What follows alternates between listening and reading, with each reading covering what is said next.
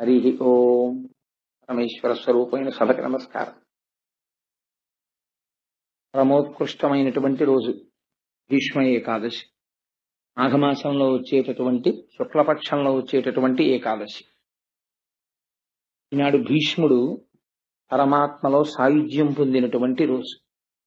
భాగవతంలో భీష్ముడు చేసినటువంటి స్థుతిని మాత్రమే వివరించారు పాండవులు. మొన్నటి రోజున మీకు కుంతీదేవి శ్రీకృష్ణ భగవానుడి ప్రార్థన చేసిన ఘట్టాన్ని వివరించాను. కుంతీదేవి ప్రార్థన తరువాత ధర్మరాజు గారు బాధపడుతుంటే, కురుక్షేత్ర సంగ్రామంలో నేను ఎందరో రాజుల్ని తెగటార్చాను, దాని వలన నాకు కలిగినటువంటి పాపం ఏ విధంగా పోతుంది అని బాధపడుతున్నటువంటి సమయంలో ధర్మ సూక్ష్మాలు తెలుసుకోవడం కోసమని కురుక్షేత్రంలో అంపశయ్య మీద పడుకునున్నాడయ్యా మహానుభావుడు భీష్ముడు. అక్కడికి వెడదాం పద అని కృష్ణ భగవానుడు ధర్మరాజుని తీసుకుని వెళ్ళినప్పుడు ధర్మములను ఉపదేశం చేసి ఆయన అనంత బ్రహ్మమునందు కలిసిపోయినటువంటి సంఘటన మాత్రమే వివరించారు. అప్పుడు కృష్ణ భగవానుడిని ఆయన చేసిన స్తోత్రం.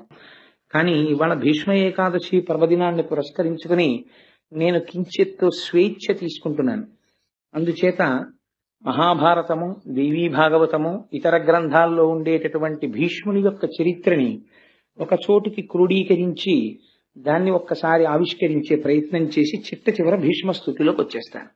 అప్పుడు భాగవతంలో ఉన్నటువంటి విషయాన్ని పూర్తి చేసినట్టు ఉంటుంది, ఇవాల్టి రోజున వినవలసినటువంటి విషయం ఏదో అది విన్నట్టు ఉంటుంది. ఏది వినడం చేత ఇవాళ మనం తరిస్తామో, ఏ మహాపురుషుడి యొక్క జీవితాన్ని మనం వినాలో అది వివరించే ప్రయత్నాన్ని చేస్తాను. భీష్ముడి జీవితం అంత తేలికైనటువంటి విషయం కాదు. ఆయన్ని అర్థం చేసుకోవడం ఎంత తేలిగ్గా కనపడుతుందో అంత కష్టమైన విషయం. ఎందుకంటే మధ్యలో మిమ్మల్ని నేను ఒక ప్రశ్న వేస్తాను, అప్పుడు మీరు ఆలోచన చేద్దురు కానీ అలా ఎందుకు జరిగింది అన్నది ఒకసారి మీరు ఆలోచన చేసే ప్రయత్నం చేద్దురు కానీ, ధర్మం అంటే ఎంత కష్టంగా ఉంటుందో, కాలం అంటే ఎలా ఉంటుందో మీరు గమనిద్దురు కానీ. భీష్ముడి జీవితంలో ఒకానొకప్పుడు బ్రహ్మగారు ఒక పెద్ద సభను ఒకదాన్ని తీర్చారు. అందులో ఋషులు, ప్రజాపతులు మొదలైనటువంటి వారందరూ ఇచ్చేశారు. ఇచ్చేసి ఆ సభ యందు కూర్చుని వారు చర్చ చేస్తున్నారు. దేని గురించి చర్చ చేస్తున్నారు అంటే, ఈ లోకములో కళ్యాణము జరిగేటట్టు చూడడం ఎలాగా, భగవంతుని యందు భక్తి కలిగేటట్టుగా ప్రవర్తించడం ఎలాగా. కాబట్టి మనం ఈశ్వరుడి యొక్క గుణములను ఆవిష్కరించి ప్రజలలో భక్తి పొందితే ఆ భక్తి వలన వారికి కావలసినటువంటి సమస్త కామములు చేకూరుతాయి. పైగా వారు నడవవలసినటువంటి పథంలో నడిచినటువంటి వారు అవుతారు. అందుచేత వీళ్ళందరికీ కూడా మనం ఏ విధంగా కళ్యాణమును సాధించి పెట్టాలి అని సభ జరుగుతోంది. ఆ సభ జరుగుతున్నటువంటి సమయంలో ఒక విచిత్రమైనటువంటి సంఘటన జరిగింది. ఆ సభలోకి గంగాదేవి ప్రవేశించింది. గంగమ్మ పరమ పవిత్రురాలు, హిమవంతుని యొక్క పెద్ద కూతురు గంగమ్మ. అందుకని ఆవిడ గంగాదేవి సభలో ప్రవేశించింది. సహజంగా ఆవిడ చాలా సౌందర్య రాశి, పార్వతీదేవికి తోబుట్టు కనుక విశేషమైనటువంటి అందగత్తె. ఆ తల్లి లోపల ప్రవేశించినటువంటి రీతిలో మహాసౌందర్య రాశి అయినటువంటి గంగ అక్కడ ఉండగా, చతుర్ముఖ బ్రహ్మగారి సభలో వాయువు వీచింది. ఒక పెద్ద గాలి వచ్చి గంగాదేవి యొక్క పవిట తొలగింది. తొలగితే అయితే దీని వెనకాతల ఉండేటటువంటి ఆదిశక్తి, పరాశక్తి కారణమై ఉంటుంది. ఆవిడ ఏదో చాలా దూరం ఆలోచించి పనులు చేస్తుంది. అది అనుకోకుండా జరిగినటువంటి సంఘటనలు కావు, వాటి వెనక అమ్మవారి ప్రణాళిక ఏదో ఉంటుంది. ఆ గంగమ్మ పవిట తొలగితే బ్రహ్మగారి సభలో ఉన్నాం మనం, ఎంత గౌరవం పాటించారో చూడండి. ఉన్నటువంటి వాడు చతుర్ముఖ బ్రహ్మగారు సభలో ఉన్నారు, వారి ఆధ్యక్షంలో జరుగుతోంది. పైగా మనందరం ఆ సభకి విచ్చేసినటువంటి సదస్యులం. ఇలాంటి చోట మనం గౌరవంతో ప్రవర్తించాలని అందరూ తలలు వంచుకుని కూర్చున్నారు. కానీ అందులో కూర్చున్నటువంటి ఒక రాజర్షి మాత్రం తదేక దృష్టితో గంగమ్మ వంక చూస్తున్నాడు. ఆశ్చర్యకరంగా గంగమ్మ కూడా రాజర్షి వంక తదేక దృష్టితో చూస్తోంది. వారిద్దరి యందు కామము అతిశయించింది. మనం చతుర్ముఖ బ్రహ్మగారి సభలో ఉన్నామన్న విషయాన్ని మరిచిపోయారు. ఇది అంత తేలిగ్గా హాస్యాస్పదంగా జరిగే సందర్భం కాదు. దీని వెనకాతల ఏదో ఒక పెద్ద ప్రణాళికా నిర్మాణం జరిగింది అని మీరు అర్థం చేసుకోవాలి. ఈ సంకల్పములు మనకు అర్థమయ్యేవి కావు, కథ నడిస్తే మనకు అర్థం అవుతుంది. అప్పుడు బ్రహ్మగారికి ఆశ్చర్యం వేసింది. బ్రహ్మగారి సభలోకి వచ్చి గంగమ్మ ఇలా ప్రవర్తించడం ఏమిటి, రాజర్షి అలా ప్రవర్తించడం ఏమిటి, కాబట్టి మిమ్మల్ని శపిస్తున్నాను, ఇలా సమయాసమయములు లేకుండా కామ ప్రచోదనం కలిగి ప్రవర్తించావు కనుక నువ్వు మర్త్యలోకమైనటువంటి భూలోకమునందు జన్మించదవుగాక అని ఆ రాజర్షిని శపించారు. గంగమ్మని నీవు కూడా భూలోకమునందు ఆ రాజర్షికి భార్యవై కొంతకాలము చెరించదవుగాక అని, తదనంతరం శరీరం విడిచిపెట్టిన తరువాత నువ్వు మళ్ళీ స్వర్గలోకానికి వస్తావు అని శాప విమోచనం చెప్పారు. ఆ కారణం చేత రాజర్షి నేను ఎవరి కడుపున జన్మించాలి అని చూస్తున్నాడు. చూస్తుండగా ఆయనకి భరతవర్షంలో ప్రతీపుడు అనబడేటటువంటి ఒక మహారాజు, గొప్ప చక్రవర్తి, ఆయన భరత వంశంలో జన్మించాడు. మహాధర్మమూర్తి, బిడ్డలు లేరు. ఆ ప్రతీపుణ్ణి చూసి ఆయనకి కుమారుడిగా జన్మించాలి అని నిర్ణయం తీసుకున్నాడు. ఆయనకి కుమారుడిగా జన్మిద్దామని నిర్ణయం తీసుకుని ఆయన మర్త్యలోకంలో ప్రవేశించేటటువంటి సమయంలో గంగమ్మ బ్రహ్మలోకం నుంచి దిగి కిందకొస్తాను. అరే నేను ఎంత పొరపాటు పని చేశాను, నేనైనా ఆ సమయంలో కొంచెం పమిట సర్దుకుని సరిగ్గా ప్రవర్తించి ఉంటే పాపం ఆ రాజర్షికి అన్ని ఇబ్బందులు వచ్చి ఉండేవి కావు. నేను ఎంత పొరపాటుగా ప్రవర్తించాను, నేను చేసినటువంటి పొరపాటు పని సరిదిద్దుకోవాలంటే బ్రహ్మగారిచ్చినటువంటి శాపము వలన మత్స్యలోకములో జన్మించి ఆ రాజర్షి ఎవరిగా జన్మిస్తున్నాడో ఆయన భార్యగా కొంతకాలము ఉండాలి అనుకుందావిడ. ఈ సంకల్పము కలిగి వస్తున్నప్పుడు అష్టవసువులు ఆవిడికి రోదన చేస్తూ కనపడ్డారు, ఏడుస్తూ బాధపడుతూ కనపడ్డారు. ఆవిడ ఆశ్చర్యపోయింది. అష్టవసువుల్ని అడిగింది, మీరు ఎందుకు ఏడుస్తున్నారు, ఎందుకంత బాధగా ఉన్నారని అడిగింది. అయితే వాళ్ళు ఒక చిత్రమైనటువంటి విషయాన్ని ప్రతిపాదన చేశారు. మేము అష్టవసువులం, భార్యలతో కలిసి ఆకాశ మార్గంలో వెళ్ళిపోతుంటే వశిష్ఠ మహర్షి ఆశ్రమం మీదుగా మేము ప్రయాణం చేస్తున్నాం. ప్రయాణం చేస్తున్నటువంటి సమయంలో మాకు వశిష్ఠ మహర్షి యొక్క ఆశ్రమం కనపడింది. అందులో ధేనువు ఉంది, కామధేనువు, నందిని. దానిని చూసి అందులో ద్యూ అనబడేటటువంటి ఒక వసువుని ఆయన భార్య అడిగింది. అంత మెరిసిపోతోంది, ఏదో తెల్లటి పర్వతాకారంలో ఉంది, అంత ప్రకాశవంతంగా ఉంది, అంత తేజస్సుతో ఉంది, అది మామూలు అవే అని అడిగింది.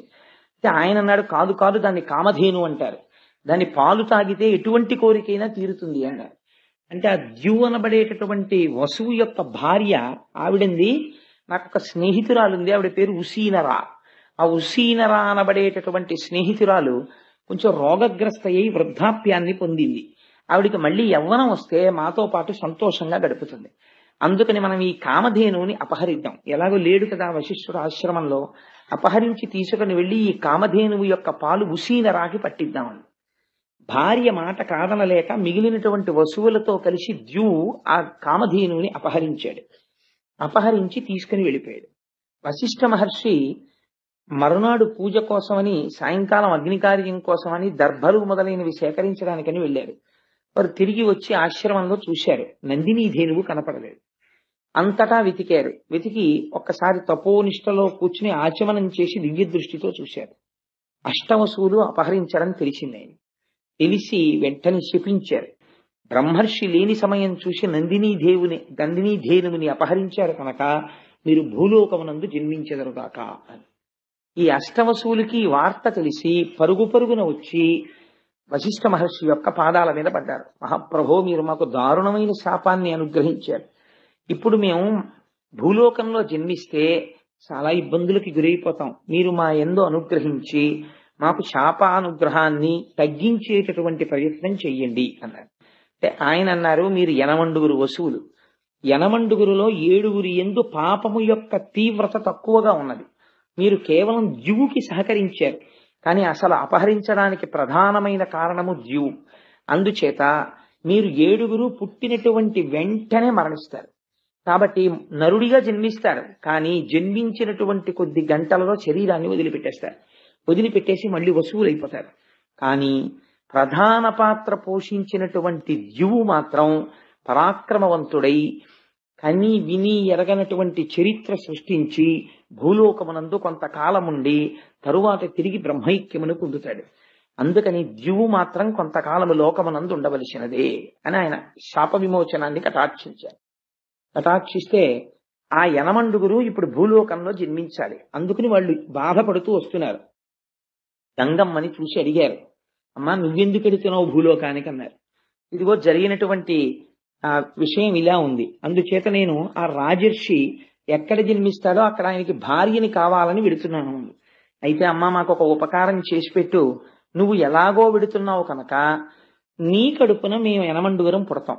పుట్టినప్పుడు నువ్వు మమ్మల్ని జ్ఞాపకం పెట్టుకుని శాప విమోచనం కోసం భూలోకంలో ఏ తల్లి కూడా పుట్టినటువంటి బిడ్డల్ని కొద్ది గంటలలోనే తీసుకెళ్లి చంపదు. ఏ తల్లి కొద్ది గంటలలో చంపదంటే నా ఉద్దేశం కొన్ని రోజులు పోయాక చంపుతుంది కాదు, ఎప్పటికీ అలా ప్రవర్తించదు. కన్న తల్లికి ఉండేటటువంటి మమకారం అటువంటిది. అందుకని మాకు శాప విమోచనం ఎలా కలుగుతుంది?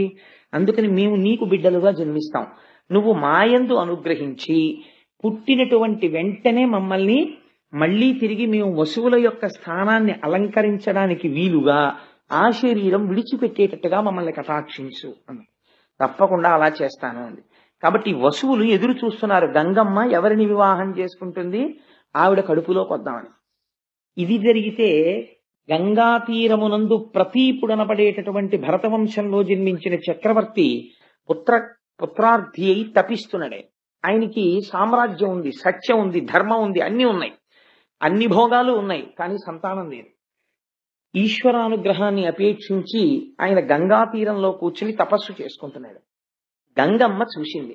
ఈ ప్రతీపుణ్ణి చూసి ఆయనే తాను ఇతపూర్వం బ్రహ్మసభలో చూసినటువంటి వ్యక్తి ఈయనే ఈ జన్మ తీసుకున్నాడు అనుకుని ఈయన్ని వివాహం చేసుకోవాలని ఆయన తపస్సులో కళ్ళు మూసుకొని ఇంద్రియాల్ని వెనక్కి తీసుకుని తపస్సు చేసుకుంటూ కూర్చున్నాడు. గంగమ్మ గబగబా గంగలోంచి లేచి బయటికి వచ్చి ఆయన కుడి తొడ మీద కూర్చుంది. ఎంత ఆశ్చర్యకరమైన విషయమో చూడండి. కూర్చుంటే ఆయనకి బాహ్య స్మృతి కలిగింది. తొడ మీద కూర్చున్న స్త్రీ ఎవరు అని చూశాడు. గొప్ప సౌందర్య రాశి. ఆయన అన్నాడు, అమ్మ నువ్వెవరు, ఎక్కడి నుంచి వచ్చావు, ఎందుకు ఇలా కూర్చున్నావు నా కుడి తొడ మీద అని అడిగాడు. అయితే ఆవిడంది, నన్ను గంగా అంటారు, నేను గంగా నదికి అధిష్టాన దేవతను, నేను నీకు భార్యని కావాలి అని వచ్చాను, అందుకని నీ ఒళ్ళో కూర్చున్నాను అని. ఆయన అన్నాడు, నీవు నా భార్యవి కావాలి అని అనుకున్నావు. క్షత్రియులు విశేషించి రాజులు దక్షిణ నాయకులు అంటారు. దక్షిణ నాయకులు అంటే ఒకరికన్నా ఎక్కువ మంది భార్యలు ఉంటారు. విజయనగర సామ్రాజ్య పతనం సమయానికి వచ్చేటప్పటికి రామరాయల వారికి ఎంత దక్షిణ నాయకుడు అంటే రామరాయల వారి పోలికలున్న బిడ్డలు చాలా ఊళ్ళలో ఉండేవారు. అంత దక్షిణ నాయకులై ఉంటారు. అలా దక్షిణ నాయకుడై ఉంటాడు కాబట్టి ఆయన ఒళ్ళో కూర్చుందాడు. నేను ఏవి అనవసరపు విషయాలు చెప్పనండి. మీరు కావాలంటే విజయనగర పతనం అన్న పుస్తకం చదవండి, ఎంత ఆశ్చర్యకరంగా ఉంటుందో. తల్లికోట యుద్ధం అది రామరాయల వారిది. అందుచేత ఆవిడ వచ్చి కుడితోడ మీద కూర్చుంటే ఆయన అన్నాడు, నువ్వు నన్ను భర్తగా పొందాలని వచ్చావు, కానీ ఒక పొరపాటు చేశావు. స్థితా దక్షిణ ఊరుమ్మే సమాశ్లిష్య భామిని అపత్యానాం స్మశానాంచ స్థానం విద్ధి శుచిస్మితే అన్నాడు. ఓ శుద్ధమైన నవ్వు కలదానా, గొప్ప సౌందర్య రాశి, నీకు నన్ను భర్తగా పొందాలని కోరిక ఉండడం తప్పు కాదు, కానీ నువ్వు వచ్చి ఎక్కడ కూర్చున్నావు, కుడితొడ మీద కూర్చున్నావు. కుడితొడ మీద కూర్చునేటటువంటి అధికారము ఒక్క కూతురికి కోడలికి వాళ్ళిద్దరికీ ఉంది. కూతురు కోడలు తప్ప పురుషుడి యొక్క తొడ మీద భార్య కూర్చోకూడదు. ఎప్పుడైనా భార్య కూర్చోవలసి వస్తే భర్త తొడ మీద, ఎడమ తొడ మీద కూర్చోవాలి. అసలు అలా ఎందుకు కూర్చోబెట్టుకుంటారండి? అలా ఎప్పుడు ఎవరు కూర్చోరు కదా, ఏదో కుర్చీల్లో కూర్చుంటారు. కానీ అలా ఒళ్ళో కూర్చోవడం, తొడల మీద కూర్చోబెట్టుకోవడం ఈ ఎల్లరంతా ఎక్కడ ఉంటుందండి బాబు అని మీరు అనుకోవచ్చు. ఉంటుంది. ఎక్కడుందో తెలుసా అండి? ప్రయాగలో వేణీదానం చేసేటప్పుడు ఉంది. జీవితంలో ఒక్కసారి చేస్తారు వేణీదానం, ఇంకొకసారి చేస్తామంటే ఒప్పుకోరు. సువాసినులు ఎన్ని జన్మలకి మళ్ళీ 5వ తనంతోనే ఉండి 5వ తనంతో వెళ్ళిపోవాలనుకున్న వాళ్ళు భర్త యొక్క ఎడమ తొడ మీద కూర్చుని వేణీదానం చేస్తారు. చాలా గమ్మత్తుగా ఉంటుంది, చాలా సంతోషంగా సరదాగా ఉంటుంది అది చూడ్డానికి. సరే, అందుచేత మేము ప్రయాగ వెళ్ళినప్పుడు చాలా మంది చేశారు, మీరు చేశారు కదమ్మా. అందుకని ఆ వేణీదానం చేసినప్పుడు చాలా సరదాగా సంతోషంగా ఉంటుంది ఆ క్రియ. చేత ఎడమ తొడ మీద కూర్చుంటారు భర్తకి భార్య.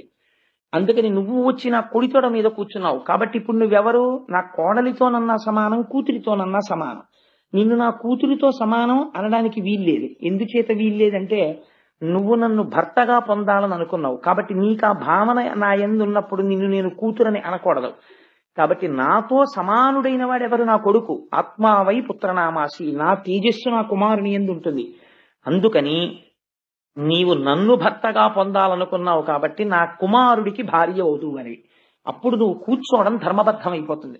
నువ్వు నా కోడలు అవుదువుగానివి, నాకు కుమారుడు జన్మిస్తే ఆ కుమారుడికి నువ్వు భార్య వగుదువుగాక నీకు వరం ఇస్తున్నాను అన్నాడు. ఇప్పుడు చూశాడు, ఆ పైనుంచి వచ్చినటువంటి రాజర్షి చూసి, గోభిషుడు అని ఆయన, ఇప్పుడు నాకు అవకాశం దొరికింది గంగమ్మని భార్యగా పొందాలి కాబట్టి నేను ఈ ప్రతీప మహారాజు యొక్క కుమారుడిగా జన్మిస్తాను అని ఆయన తేజస్సులోకి ప్రవేశించి శంతన మహారాజు అన్న పేరుతో జన్మించాడు. ఈ శంతన మహారాజు పెరిగి పెద్దవాడై యవ్వనానికి వచ్చిన తర్వాత పట్టాభిషేకం చేసి ప్రతీపుడు పిలిచి ఒక మాట చెప్పాడు. నేను ఒకనకొకప్పుడు గంగా తీరంలో తపస్సు చేస్తుండగా నాకు ఒక స్త్రీ కనపడింది. ఆమె నా కుడితొడ మీద కూర్చుని నన్ను భర్తగా పొందాలని అడిగింది. నేను నా కోడల్ని చేసుకుంటానని మాట ఇచ్చాను. అందుకని నీకు గంగా తీరంలో మెరుపు తీగ వంటి ఒక కన్య కనపడుతుంది. నువ్వు ఆ కన్యని భార్యగా స్వీకరించు అని ఆయన తపోభూములకు వెళ్ళిపోయాడు. ఒకనాడు శంతన మహారాజు గారికి వేట అంటే చాలా ఇష్టం. శంతన మహారాజు గారు వేటాడడానికి వెళ్ళాడు. వెళ్ళి తిరిగి వస్తూ విశ్రాంతి కోసమని గంగా తీరంలో కూర్చున్నాడు. అక్కడ కనపడింది గంగమ్మ. కనపడితే ఆయన తండ్రి గారు చెప్పినటువంటి స్త్రీ ఈమెయే అని నమ్మి ఆవిడ్ని వివాహం చేసుకోవడానికని ప్రయత్నించి ఆవిడతో మాట కలిపాడు. కలిపితే ఆవిడ వసువులకి మాట ఇచ్చి ఉన్నది, బిడ్డలు పుట్టినప్పుడు వెంటనే వాళ్ళు శరీరం వదిలిపెట్టేటట్టు చూస్తానని. ఇప్పుడు రేపు దానికి భర్త అడ్డుగా నిలబడితే వాళ్ళకి తానిచ్చిన మాట నిలబెట్టుకోవడం కుదరదు. అందుకని ఆవిడంది, నేను నీకు భార్యనవుతాను, కానీ నాదొక షరతు అంది. ఏమి నీ షరతు అన్నాడు. యచ్చపుర్యామహంకార్యం శుభం వా ఇదివా శుభం, నేను ఏ పని చేసినా అది శుభం కావచ్చు అశుభం కావచ్చు, నేను ఏది మాట్లాడినా కూడా నవక్తవ్యం తథా ప్రియం, నువ్వు దానికి ఎదురు చెప్పకూడదు. నేను ఏ పని చేసినా నువ్వు అంగీకరించాలి. నువ్వు ఏనాడు నాకు ఎదురు చెప్తావో ఆనాడు నేను నిన్ను విడిచిపెట్టి వెళ్ళిపోతాను. అలాగైతే నేను నిన్ను వివాహం చేసుకుంటాను. మనిషి జీవితం చాలా విచిత్రంగా ఉంటుందండి. వివాహం చేసుకునేటప్పుడు చాలా అందంగా ఉండడం అనేటటువంటిది చాలా ప్రధానమైన విషయమై కూర్చుంటుంది. కొన్నాళ్ళు పోయిన తర్వాత ఈ బాహ్యమైనటువంటి సౌందర్యం కన్నా అంతఃసౌందర్యమును మంచితనము ఇల్లాలిగా ఉండేటటువంటి లక్షణాలు ఉండడమే చాలా గొప్ప. ఏ కొరుక్కు తింటానా, నా బుర్రకాయ ఎందుకు వచ్చింది అందం అనిపిస్తుంది కొన్నాళ్ళు పోయాక. నేను ఈ మాట ఎందుకన్నానంటే మనకి ఈ కథలు అది నేర్పుతాయి. శంతన మహారాజు బాహ్య సౌందర్యాన్ని చూసి ప్రేమించాడు, వివాహం చేసుకున్నాడు. మొట్టమొదట కొడుకు కలిగాడు. కొడుకు పుట్టగానే ఇప్పుడు ఆయన యొక్క స్థితి మారింది, తండ్రి అయ్యాడు. కాబట్టి ఆయన ప్రేమ అంతా కొడుకు మీదకి వెళ్ళింది. బహు అందగాడు కొడుకు. అందున పెద్ద కొడుకు మొట్టమొదట పుట్టినవాడు. కొడుకులు లేక తన తండ్రి ఎంత బాధపడ్డాడో తెలుసు. కొడుకు పుట్టాడు. పుట్టగానే నిత్తుటితో ఉన్నటువంటి బిడ్డని 2 చేతుల్లో పట్టుకుని గంగమ్మ వెళ్లి గంగలో వదిలిపెట్టేసింది. అంటే ఆవిడ ఇచ్చినటువంటి మాట అటువంటిది. 7 వసువులకి ఆవిడ మళ్ళీ స్వస్థితిని కల్పించాలి, అందుకని నీటిలో విడిచిపెట్టేసింది. ఊరుకున్నాడు. ఎందుకనంటే వరం ఇచ్చాడు ఆవిడికి. యచ్చకుర్యామహంకార్యం శుభం వా ఇదివా శుభం, ఏది చేసినా అడ్డు పెట్టకూడదు, అందుకని ఊరుకున్నాడు. అలా ఒకసారి కాదు, 2 మాటలు కాదు, 3 మాటలు కాదు, 4 మాటలు కాదు, 7 సార్లు అయిపోయింది. 7 కొడుకుల్ని తీసుకెళ్లి గంగలో కలిపేసింది. 8వ మాట మహాతేజోవంతమైనటువంటి కుమారుడు జన్మించాడు. 7 మాటలు లేని ప్రేమ 8వ మాట ఎందుకు భార్యను అడ్డు పెడతాడండి? అంటే గంగమ్మ ఇచ్చినటువంటి వరం అక్కడతో పూర్తయిపోయింది. 8వ మాట మళ్ళీ ఆ బిడ్డని తీసుకుని వెళ్ళిపోతోంది గంగ వైపు. వెళ్ళిపోతుంటే ఆయన అన్నాడు, ఛీ రాక్షసి, ఎవరైనా మాతృత్వాన్ని కోరుకుంటారు, నువ్వేమిటి ఎంతమంది కొడుకులు పుట్టినా తీసుకెళ్లి గంగలో పారేస్తుంటావు. ఇప్పుడు 8వ మాట చేస్తున్నావు ఈ పని, ఇంకా నేను సహించను, నువ్వు ఆ పని చెయ్యడానికి వీల్లేదు. గంగమ్మ నవ్వింది, నువ్వు నేను చేసిన పనికి ఎప్పుడు అడ్డు పెడతావో అప్పుడు నిన్ను విడిచిపెట్టి వెళ్ళిపోతానని నేను ముందే చెప్పాను. ఇవాళ నువ్వు అడ్డు పెట్టావు, అందుకని నేను వెళ్ళిపోతున్నాను. వెళ్ళిపోతే వెళ్ళిపో, నా కొడుకు నాకు ఇచ్చాను. ఆవిడంది అది కుదరదు. నీ కొడుకు కాదు, నాకు కూడా కొడుకే. వీణ్ణి నేను తీసుకెళ్లి, పిచ్చి మహారాజా నేనేదో చేయలేదు, 7 వసువులకి మళ్ళీ వాళ్ళ సహజ స్థితిని ఇచ్చాను. వీడు 8వ వాడు బతకాలి. వీణ్ణి నేను తీసుకెళ్లి వశిష్ఠ మహర్షి దగ్గర, పరశురాముడి దగ్గర అస్త్ర విద్యనంతటినీ నేర్పి అపారమైనటువంటి ధనుర్విద్యా ప్రావీణ్యం వచ్చిన తరువాత తెచ్చి నీకు కొడుకుగా అప్పచెప్తాను. అప్పటి వరకు నా దగ్గర ఉంచుకుంటానని ఆ కొడుకుని తీసుకెళ్లి గంగమ్మ గంగలోకి వెళ్ళిపోయింది. వెళ్లిపోయిన తర్వాత శంతన మహారాజు గారు ఒక్కడే ఉండేవాడు. రాజ్యం వెళ్తున్నాడు, వేటకెడుతున్నాడు, తిరుగుతున్నాడు, వస్తున్నాడు. అలా కొంతకాలం గడిచిపోయింది. అసలు గంగమ్మ చెప్పిన మాట మర్చిపోయాడు. ఒకానొకనాడు గంగా తీరంలో తిరుగుతున్నాడు. తిరుగుతుంటే మంచి యవ్వనంలో ఉన్నటువంటి వ్యక్తి అద్భుతంగా బాణప్రయోగం చేస్తున్నాడు. ఆ పిల్లవాడిని చూడగానే పితృప్రేమ పరవళ్లు తొక్కింది. నా కొడుకు కూడా ఉంటే ఈ పాటికి ఇదే వయస్సులో ఉంటాడని, బాబు నువ్వెవరు ఏమిటి అని ఆరా తీశాడు. అప్పుడు గంగమ్మ వచ్చి ఈయన దేవవ్రతుడు అని పేరు ఉంచాను ఈయనకి. ఈయన గాంగేయుడు, గంగాస్తుడు కనుక గాంగేయుడు. ఈయన వశిష్ఠ మహర్షి దగ్గర పరశురాముడి దగ్గర ధనుర్విద్య ధర్మశాస్త్రం నేర్చుకున్నాడు. అన్ని విధాలుగా రాశీభూతమైనటువంటి రాజనీతిజ్ఞుడు, ధర్మము తెలుసున్నవాడు, పైగా విలువిద్య నేర్పరి. ఈ కొడుకుని నీకు అప్పజెప్తున్నాను అని ఆ కొడుకుని ఆయనకి అప్పజెప్పి ఆవిడ తిరిగి వెళ్ళిపోయింది. వెళ్ళిపోయిన తర్వాత ఆయన శంతనుడు వృద్ధాప్యంలోకి వచ్చేసాడు. అప్పటికి సంతోషంగా కొడుకు దొరికాడు, సభ చేశాడు, ఆ కొడుకుని పరిచయం చేశాడు, ఆనందంగా రోజులు గడిచిపోతున్నాయి. ఇక్కడే అనుకోని మలుపు ఒకటి తిరిగింది. ఒకానొక నాడు మళ్ళీ వేటకెళ్ళాడు. వేటకెడితే అక్కడ యోజన గంజి కనపడింది. అసలు ఆ సత్యవతి వృత్తాంతం అండి చాలా ఆశ్చర్యకరమైన వృత్తాంతం. అంటే నేను ఇప్పుడు దేవీ భాగవతం చెప్పట్లేదు కాబట్టి మళ్ళీ నేను ఆ సత్యవతి వృత్తాంతం అంతా చెప్పను. చెప్తే ఇప్పుడు నేను భాగవతం వదిలిపెట్టి దేవీ భాగవతంలోకి వెళ్ళిపోవడం అయిపోతుంది. అందుకని ఆ సత్యవతీ దేవిని చూశాడు ఆవిడ యోజన గంధి. అంతకు ముందు ఆవిడ దగ్గర చేపల కంపు వచ్చేది. పరాశర మహర్షి వరం ఇచ్చారు వ్యాస మహర్షి జన్మించినప్పుడు. ఆవిడ నించున్న చోటు నుంచి ఒక యోజనం దూరం కస్తూరి వాసన వస్తుంది. ఆవిడ పడవ మీద అందరినీ ఉచితంగా అటు ఇటు చేరుస్తూ ఉంటుంది గంగా తీరంలో. ఆ సత్యవతీ దేవిని చూసి వివాహం చేసుకుంటానని అడిగాడు. ఆవిడంది, నేను స్వేచ్ఛా విహరిణిని కాను, నా తండ్రి దాశరాజు ఉన్నాడు, నువ్వు నా తండ్రిని అడుగు, నా తండ్రి సమ్మతిస్తే నన్ను చేపట్టు, నా తండ్రి అంగీకరించకపోతే అప్పుడు నువ్వు నన్ను రాక్షస వివాహంలో పాణిగ్రహణం చేసి తీసుకెడుదు గానివి, నా తండ్రి అనుమతి తీసుకోమంది. అంటే శంతన మహారాజు గారు దాశరాజు దగ్గరికి వెళ్ళాడు. దాశరాజు వంగి వంగి నమస్కారాలు చేశాడు శంతనుణ్ణి చూసి. అయ్యా మీకు నేను ఏం చెయ్యగలవాడను అన్నాడు. నీ కన్యకారత్నాన్ని నాకు ఇవ్వయ్యా అని అడిగాడు శంతనుడు. అడిగితే ఆయన ఎంత తెలివైన వాడో చూడండి. ఆయన అన్నాడు, దాశరాజు నా కూతురు సత్యవతిని నీకిచ్చి వివాహం చేస్తాను, కానీ రేపొద్దున్న నా కూతురు కడుపు పండి కొడుకు పుడితే ఆ కొడుక్కి రాజ్యం ఇస్తావా అని అడిగాడు. అడిగితే ఆయనకి దేవవ్రతుడు ఒక్కసారి మనస్సులో మిదిలాడు. పెద్ద కొడుకున్నాడు, మహానుభావుడు, ధర్మజ్ఞుడు, గొప్ప విలువిద్యా విశారదుడు. అటువంటి కొడుక్కి రాజ్యం ఇవ్వకుండా ఇంత వృద్ధాప్యంలో ఈ సత్యవతీదేవి కోసం అని చెప్పి తను ఎలా విడిచిపెట్టేసుకుంటాడు కొడుకుని? మాట ఇవ్వలేక వెనక్కి తిరిగి వెళ్ళిపోయాడు. కానీ ఈవిడ మీద మనస్సు ఉండిపోయింది. సరిగ్గా నిద్ర పట్టట్లేదు, ఆహారం తీసుకోవట్లేదు, అస్థిమితంగా తిరుగుతున్నాడు. కుమారుడు వెళ్ళి అడిగాడు, నాన్నగారు ఏమైంది అని. చూచాయగా చెప్పాడు ఈ విషయాన్ని. మంత్రుల దగ్గర అడిగాడు మహానుభావుడు దేవవ్రతుడు. అడిగితే మీ నాన్నగారికి వయస్సులో వివాహం మీదుగా మనసు మళ్ళింది, సత్యవతిని వివాహం చేసుకోవాలనుకుంటున్నాడు, కానీ దాశరాజు ఈ నియమం పెట్టాడు అన్నారు.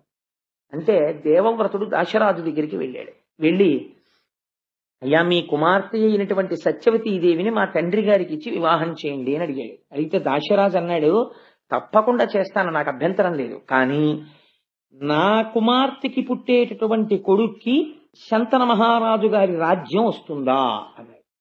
అంటే దేవవ్రతుడు అన్నాడు, తప్పకుండా వస్తుంది, ఎందుకంటే నాకు కదా రావాలి రాజ్యం, నేను రాజ్యాన్ని పరిత్యాగం చేసేస్తున్నాను, నేను తీసుకోను రాజ్యం. మా నాన్నగారి యొక్క కోరిక తీరడం కోసం నీ కుమార్తెను ఆయనకిచ్చి వివాహం చెయ్యండి అన్నాడు. దాశరాజు అన్నాడు, ఇక్కడ వరకు బాగుంది, కానీ రేపు నీకో కొడుకు పుడతాడు, నువ్వు సహజంగా చాలా పరాక్రమవంతుడవు, నీకు పుట్టేటటువంటి కొడుకు చాలా పరాక్రమవంతుడవుతాడు. అంత పరాక్రమవంతుడైనటువంటి నీ కొడుకు సత్యవతీదేవికి పుట్టినటువంటి కొడుకు రాజ్యపాలన చేస్తే ఊరుకుంటాడా? వాడి కుత్తుక కత్తిరించి మళ్ళీ రాజ్యానికి వస్తాడు. అందుకని రేపొద్దున్న నీ కొడుకు దగ్గర నుంచి ప్రమాదం రాదని ఏమిటి హామీ అంటే ఆ దేవవ్రతుడు ప్రతిజ్ఞ చేశాడు. నీకు ఆ అనుమానం ఉంది కనుక తండ్రి యొక్క మాట నిలబెట్టి తండ్రి యొక్క గౌరవాన్ని, తండ్రి కోరుకున్నటువంటి కోర్కెని తీర్చలేని కొడుకు ఉంటే ఎంత, ఊడిపోతే ఎంత, మా తండ్రి గారి కోసం నేను భీష్మమైనటువంటి ప్రతిజ్ఞ చేస్తున్నాను. నేను ఇక నుంచి ఏ స్త్రీ యందు కూడా భార్యాభావనతో ప్రవర్తించను, బ్రహ్మచారినై నా జీవితాన్ని పూర్తి చేసేస్తాను. ఈ ప్రతిజ్ఞ అది సామాన్యమైన ప్రతిజ్ఞ కాదండి, వృద్ధుడైన తండ్రి కోసం ఇటువంటి ప్రతిజ్ఞ చేశాడు. ఈ ప్రతిజ్ఞ చేసేసరికి దేవదుందుబులు మోగి పైనుంచి పుష్పవృష్టి కురిసింది. భీష్మించి ప్రతిజ్ఞ చేశాడు కనుక ఆ రోజు నుంచి ఆయన్ని భీష్ముడు అని పిలిచాడు. ఆచరించి చూపించాడు కనుక భీష్మాచార్యుడు అని పిలిచారు. అప్పుడు తండ్రి గారు విని తెల్లబోయాడు. ఎంత త్యాగం చేశావురా, నీకు 2 వరాలు ఇస్తున్నాను. ఒకటి, యుద్ధ భూమిలో నువ్వు చేతిలో కోదండం పట్టుకుని ధనస్సు పట్టుకుని ఉండగా నిన్ను దేవేంద్రుడు కూడా ఓడించలేడు. 2, నీకు మరణము లేదు, స్వచ్ఛంద మరణం. నువ్వు కోరుకుంటే వస్తుంది, నువ్వు కోరకపోతే రాదు. అందుకని నీకు ఈ 2 వరాలు ఇస్తున్నానని సత్యవతీదేవితో సంతోషంగా కాలం గడుపుతున్నాడు. ఆయన కంటే వృద్ధాప్యం వచ్చేసినా సరే వెర్రి కోరికలు పుట్టాయి, కానీ కాలుడు ఊరుకుంటాడండి. నాకు ఇప్పుడు వెర్రి కోరిక పుట్టిందండి అంటే ఊరుకుంటాడా? 2 కొడుకులు పుట్టాడు, చిత్రాంగదుడు విచిత్ర వీర్యుడు అని. 2 కొడుకులు పుట్టారు, సంతోషంతో కాలం గడుపుతున్నాడు. మృత్యు వచ్చింది, శంతన మహారాజు గారు మరణించాడు. సత్యవతీదేవికి వైధవ్యం వచ్చింది. ఓన్లే 2 కొడుకులున్నారు కదా అని సంతోషించింది.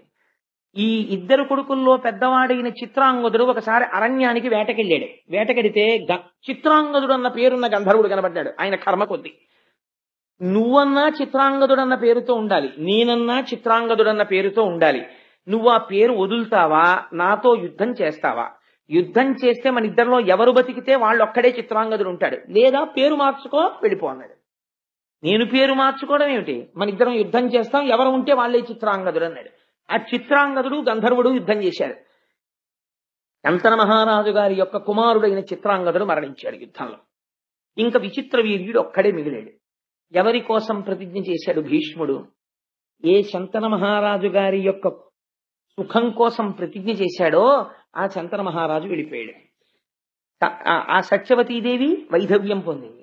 పుట్టిన 2 కొడుకుల్లో పెద్దవాడు మరణించాడు. విచిత్ర వీర్యుడు ఎప్పుడూ కాలక్షేపం చేస్తూ భగవంతుని యొక్క స్మరణ లేకుండా సంతోషంగా కాలం గడిపేసేటటువంటి వాడు. ఇప్పుడు వంశము వర్ధిల్లాలి. అందుకని ఇప్పుడు ఆయనకి సరి అయినటువంటి భార్య దొరకాలి విచిత్ర వీర్యుడికి. ఈయన చూస్తే ఎప్పుడూ సుఖ సంతోషాలతో తేలియాడుతుంటాడు. ఈయనకి తగిన భార్యని తేవలసినటువంటి బాధ్యత భీష్ముడి మీద పడింది. చూడండి, ఆ వయస్సులో భీష్మాచార్యుడి చేసినటువంటి ప్రతిజ్ఞ వల్ల ఎన్ని కష్టాలు అనుభవించాడో చూడండి మహానుభావుడు. ఇంత కష్టపడి కాశీరాజుకి 3 కుమార్తెలు, అంబా, అంబిక, అంబాలిక అని. కాశీరాజు స్వయంవరం ప్రకటించాడు. విచిత్ర వీర్యుడు వెళ్ళకపోతే భీష్మాచార్యుల వారు వెళ్ళారు స్వయంవరానికి. వెడితే అక్కడ వాళ్ళందరూ ఆయన్ని చూసి విచిత్రంగా మాట్లాడారు. బ్రహ్మచర్యంలో ఉంటానన్నాడు, ప్రతిజ్ఞ చేశాడు, ఏమిటో భీష్ముడు స్వయంవరానికి వచ్చాడన్నారు. అందరూ చూస్తుండగా నేను పౌరుషంతో రాజులను ఓడించి తీసుకెడుతున్నాను ఈ అంబిక, అంబాలికని. ఎవరైనా మీరు నన్ను ఎదుర్కొనే వాళ్ళుంటే ఎదుర్కోవచ్చు అని 3 చేయి పట్టి రథం ఎక్కించి తీసుకెళ్లిపోతున్నాడు. రాజులందరూ కలిసి భీష్ముడి మీదకి యుద్ధానికి వచ్చారు. అందరినీ తుత్తునియలు చేసి హస్తినాపురానికి తీసుకొచ్చాడు. తీసుకొచ్చి వివాహానికి కూర్చోబెడుతున్నాడు. అంబ భీష్ముడి దగ్గరికి వెళ్ళండి, మహానుభావా, నీకు తెలియనటువంటి ధర్మం లేదు, నీకు ఒక మాట చెప్తాను. నేను సాళ్వుడనబడేటటువంటి రాజుని ప్రేమించాను, ఆయన కూడా నన్ను ప్రేమించాడు, ఆయన నా యందు పత్నీభావమును పొందాడు. కాబట్టి ఇప్పుడు నేను వేరొక పురుషుడికి భార్యని కావడం అమర్యాద, అలా నేను కాకూడదు. అందుకని నన్ను తీసుకెళ్లి సాళ్వుడికి అప్పచెప్పేమని. ఒకసారి మనసు లేని స్త్రీ రాజుకి భార్యగా ఉండడానికి వీలు కాదు. అందుకని పరపురుషుని యందు అనురక్తి కలిగినటువంటి స్త్రీని భార్యగా యువతల ఇంట్లో ఉండడం త్రాచుపావుని పెంచుకోవడం లాంటిది. అందుకని నువ్వు నా తమ్ముడికి భార్యగా ఉండడానికి వీల్లేదు, నిన్ను తీసుకెళ్లి అప్పచెప్పేస్తానని చెప్పి సాళ్వుడి రాజ్యానికి తీసుకెళ్లి రథంలో పంపించాడు. పంపిస్తే ఈవిడ సాళ్వుడి అంతఃపురంలో ప్రవేశించి ఎంతో సంతోషంగా నేను వచ్చేశానయ్యా, భీష్ముడు నన్ను పంపించాడని. ఆయన అన్నాడు, అంతమంది రాజులు చూస్తుండగా నన్ను కూడా ఓడించి భీష్ముడు ఏనాడు నీ చెయ్యి పట్టి తన రథం ఎక్కించి తీసుకెళ్లాడో ఆనాడే నువ్వు భీష్ముడు సొత్తు అయిపోయావు. ఇప్పుడు చేతకాని వాడిని భీష్ముడి పెట్టిన భిక్షని భార్యగా స్వీకరించడానికి నీ క్షత్రియుణ్ణి, రాజ్యపాలకుణ్ణి, మహారాజుని, నేను నిన్ను అల్లను.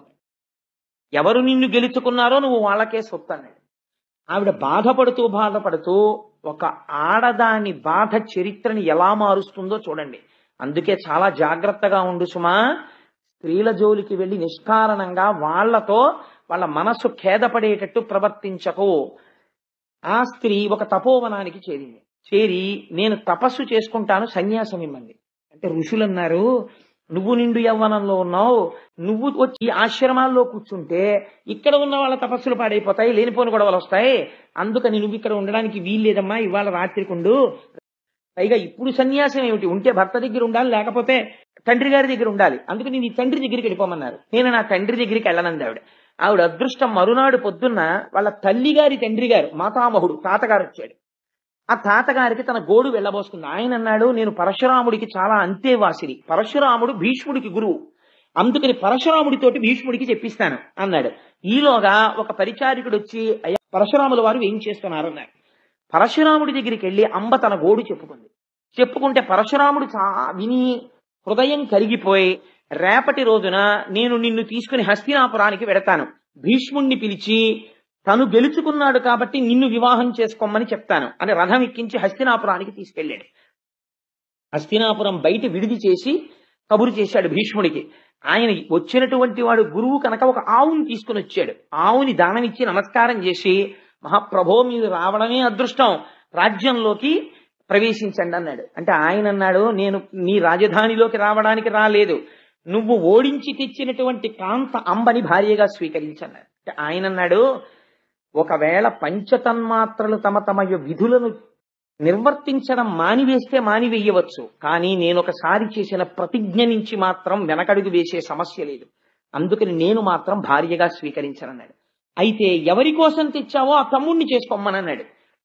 విచిత్ర వీర్యుణ్ణి అడిగారు. ఆయన అన్నాడు, వేరొకడి యందు మనసు పెట్టుకున్నానని వెళ్ళిపోయినటువంటిది తిరిగి వస్తే ఆవిడ నేను పెళ్లి చేసుకున్నా, నాకు అక్కర్లేదన్నాడు. ఎంత పౌరుషం వచ్చిందో చూడండి విచిత్ర వీరుడికి. కాబట్టి ఇప్పుడు పరశురాముడికి ఆగ్రహం వచ్చింది, నువ్వు చేసుకుంటావా నాతో యుద్ధం చేస్తావా అన్నాడు. భీష్ముడు అన్నాడు, ప్రతిజ్ఞాపాలనం కోసం ప్రాణములు విడిచిపెట్టేస్తాను, మీరు కురుక్షేత్రానికి పదండి, అక్కడికి వస్తున్నాను యుద్ధానికి అన్నాడు. ఇద్దరు కురుక్షేత్రం చేరుకున్నారు. అక్కడ బ్రహ్మాండమైన యుద్ధం 22 రోజులు బ్రహ్మాండమైన యుద్ధం జరిగింది. తుత్తునీయల కింద కొట్టేసుకున్నారు ఒకళ్ళనొకళ్ళు. ఆఖరికి ఒక రోజు రాత్రి శిబిరంలో భీష్మాచార్యుల వారు పడుకుని ఉన్నారు. పరశురాముడిని నేను ఎలా నిగ్రహించగలను, రోజు ఆయనకి నమస్కారం పెట్టి యుద్ధం చేసేవారు గురువుగారు. యుద్ధం చేస్తుంటే అష్టవసువులు ఆయనకి సాక్షాత్కరించారు. భీష్మ, నువ్వు బెంగ పెట్టుకోకు, పరశురాముడికి కూడా తెలియనటువంటి అస్త్రం ఒకటి ఉంది, అది విశ్వకర్మ యొక్క మంత్రంతో ఉంది, అది నీకొక్కడికే తెలుసు, రేపటి రోజున అది ప్రయోగించు. ఆ అస్త్రం ప్రయోగిస్తే మరునాడు సూర్యోదయం వరకు పరశురాముడు నిద్రైపోతాడు. నిద్రపోయిన వాడు మరణించిన వాడితో సమానం యుద్ధభూమిలో. మరునాడు సూర్యోదయం వరకు మేల్కొనలేదు కాబట్టి పరశురాముడు మరణించినట్లే, కాబట్టి ఆ అస్త్రాన్ని ప్రయోగించు అన్నారు. తప్పకుండా ప్రయోగిస్తానని లేచి స్నానం చేసి ఆచమనం చేసి యుద్ధానికి వచ్చాడు.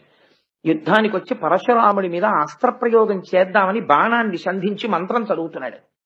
మహర్షులందరూ దర్శనమిచ్చారు. నారదాదులు, ఎంత ఘోరమైన పాపం చేస్తున్నావు భీష్మ, నీ వంటి ధర్మజ్ఞుడు చెయ్యవలసిన పని కాదు, నువ్వు ఈ అస్త్రాన్ని ప్రయోగిస్తే నీ గురువు మరణించిన వాడితో సమానమైపోతాడు, గురువుని చంపినటువంటి పాపం వస్తుంది, అంతటి అపకారం అంతటి అవమానం గురువు పట్ల చెయ్యకూడదు, నువ్వు అలా వెయ్యకు అన్నారు.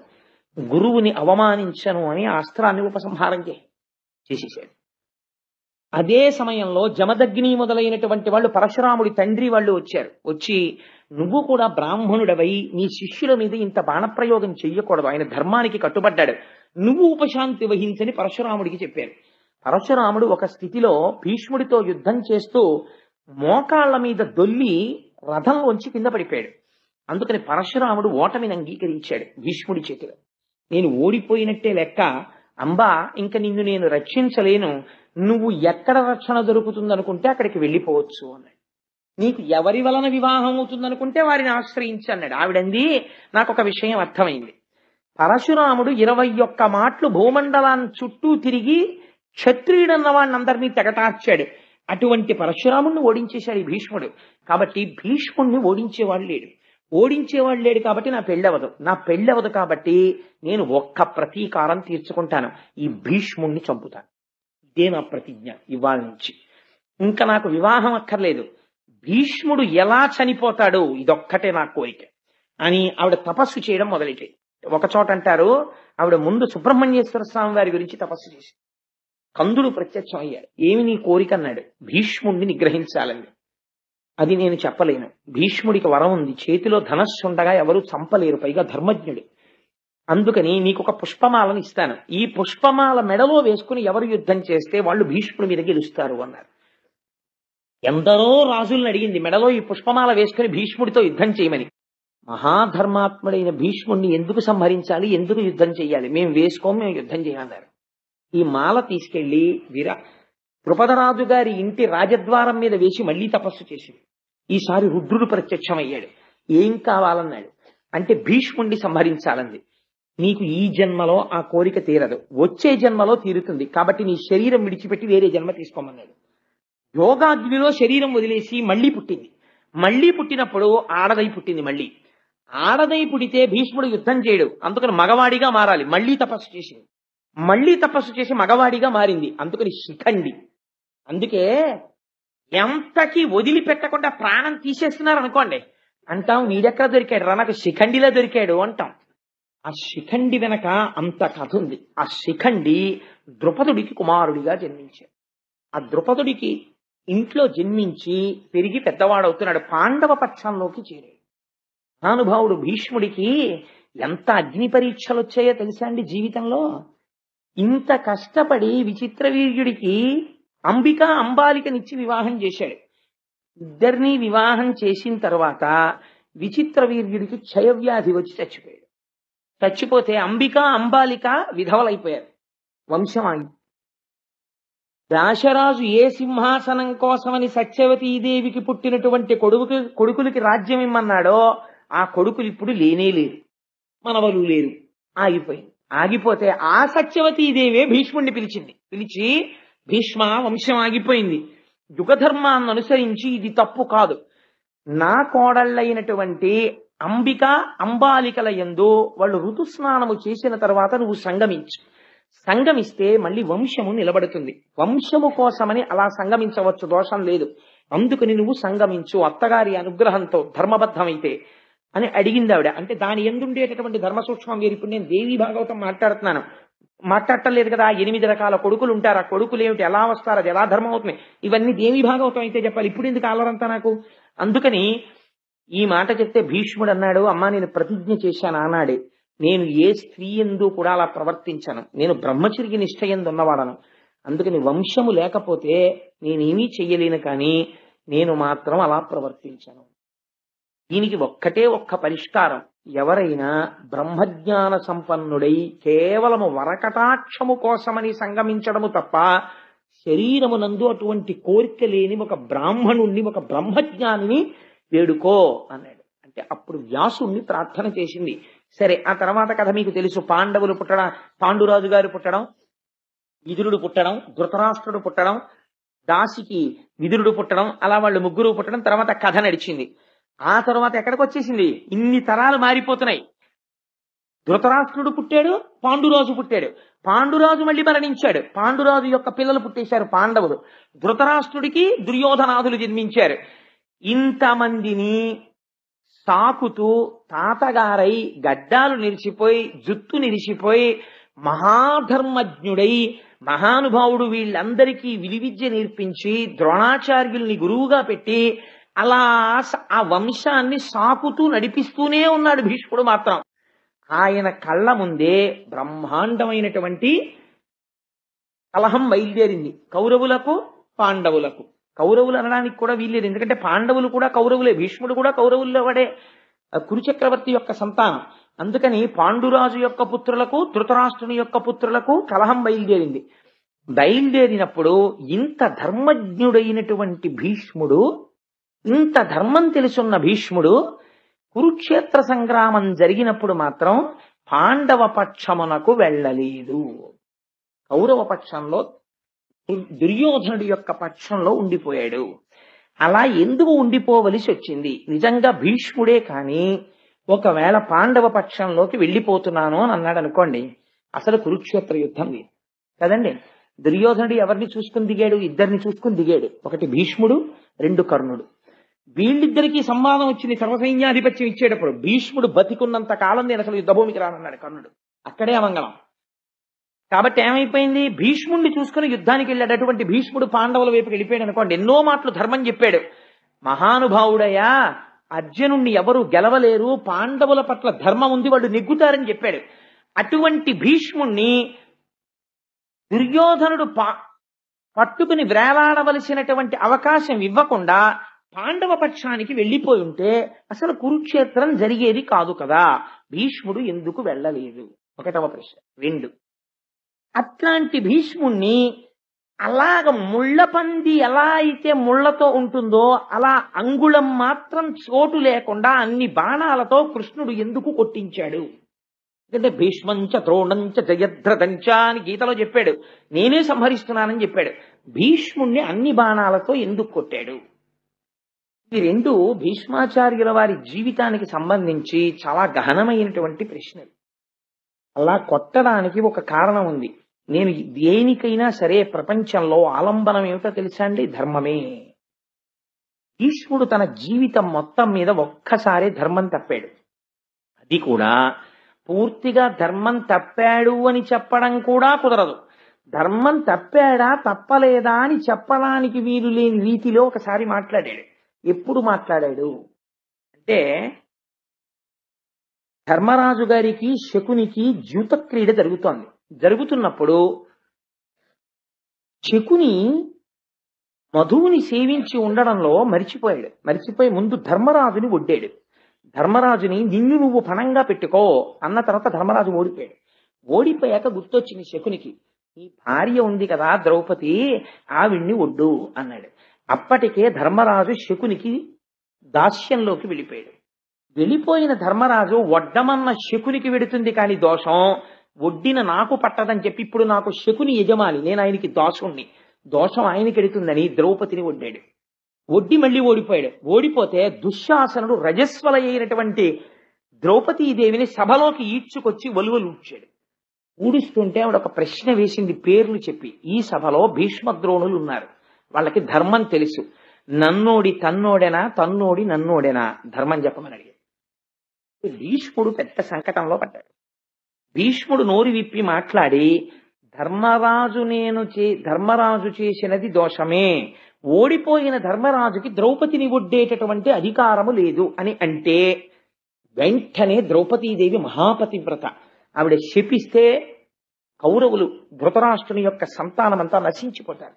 ఇంత కష్టపడి పెంచి పోషించాడు వీళ్ళందరినీ, తన కళ్ళ ముందు పోతారు.